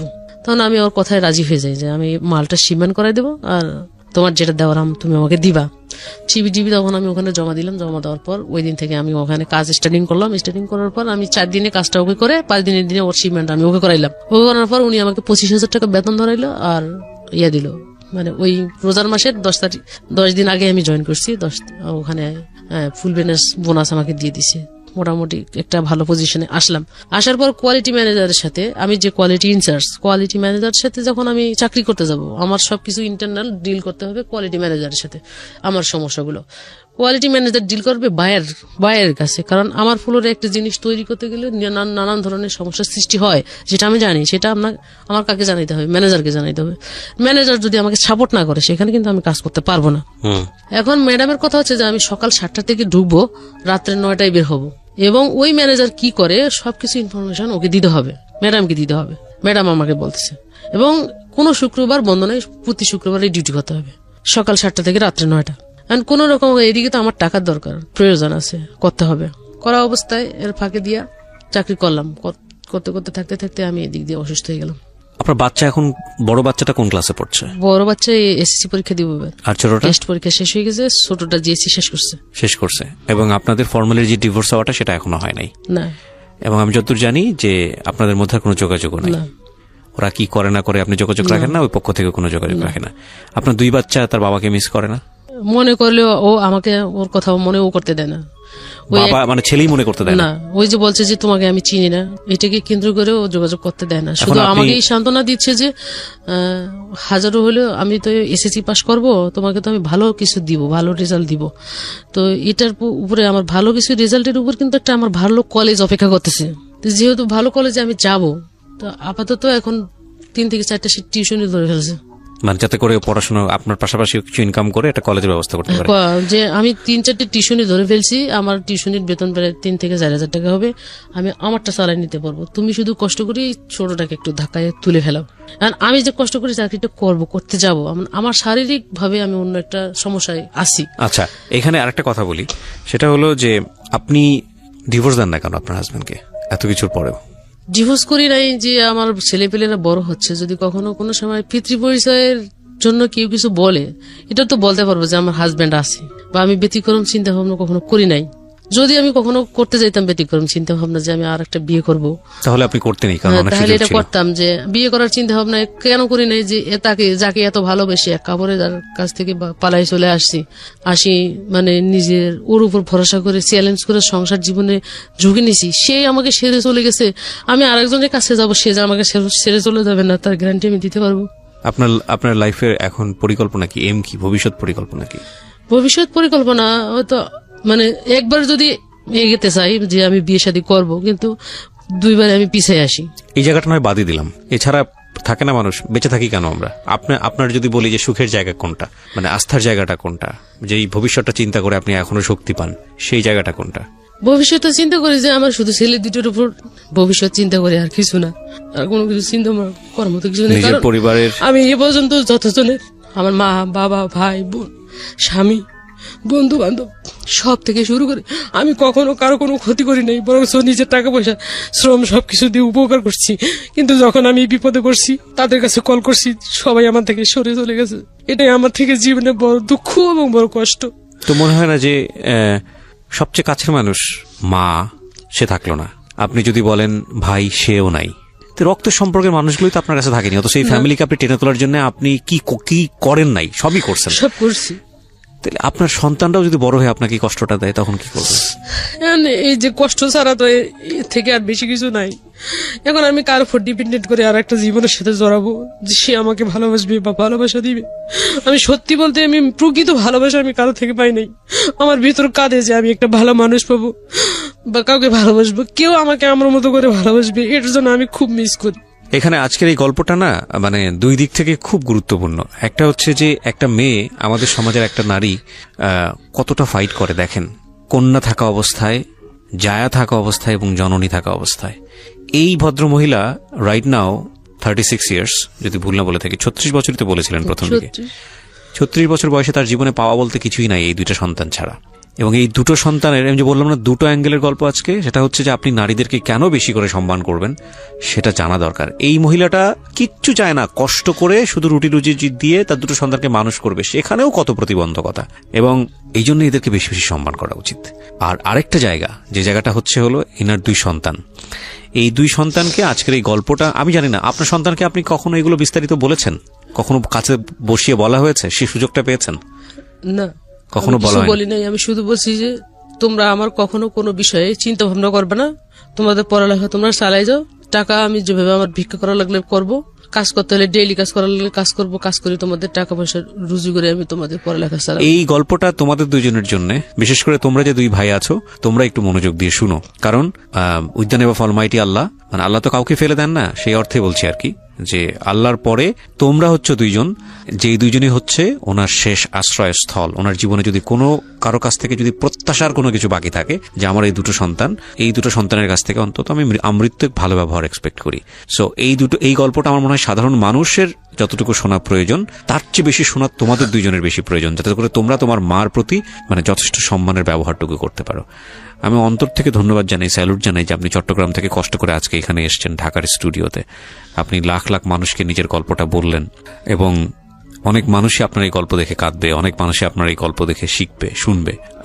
তারপরেও যদি একটু বলতে চাই, আপনাকে জিজ্ঞেস করি, আপনি কেন বললেন আপনার এই গল্পটা?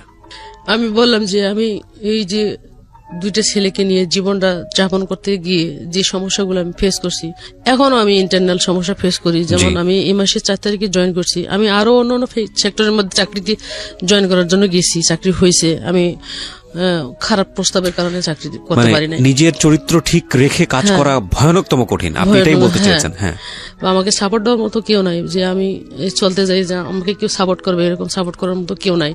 তো আমার মতো যেন কেউ ভুক্তভোগী না হয়, নিজের ডিসিশন যেন কখনো নিজে না নেয়, বিশেষ করে বিবাহের ক্ষেত্রে।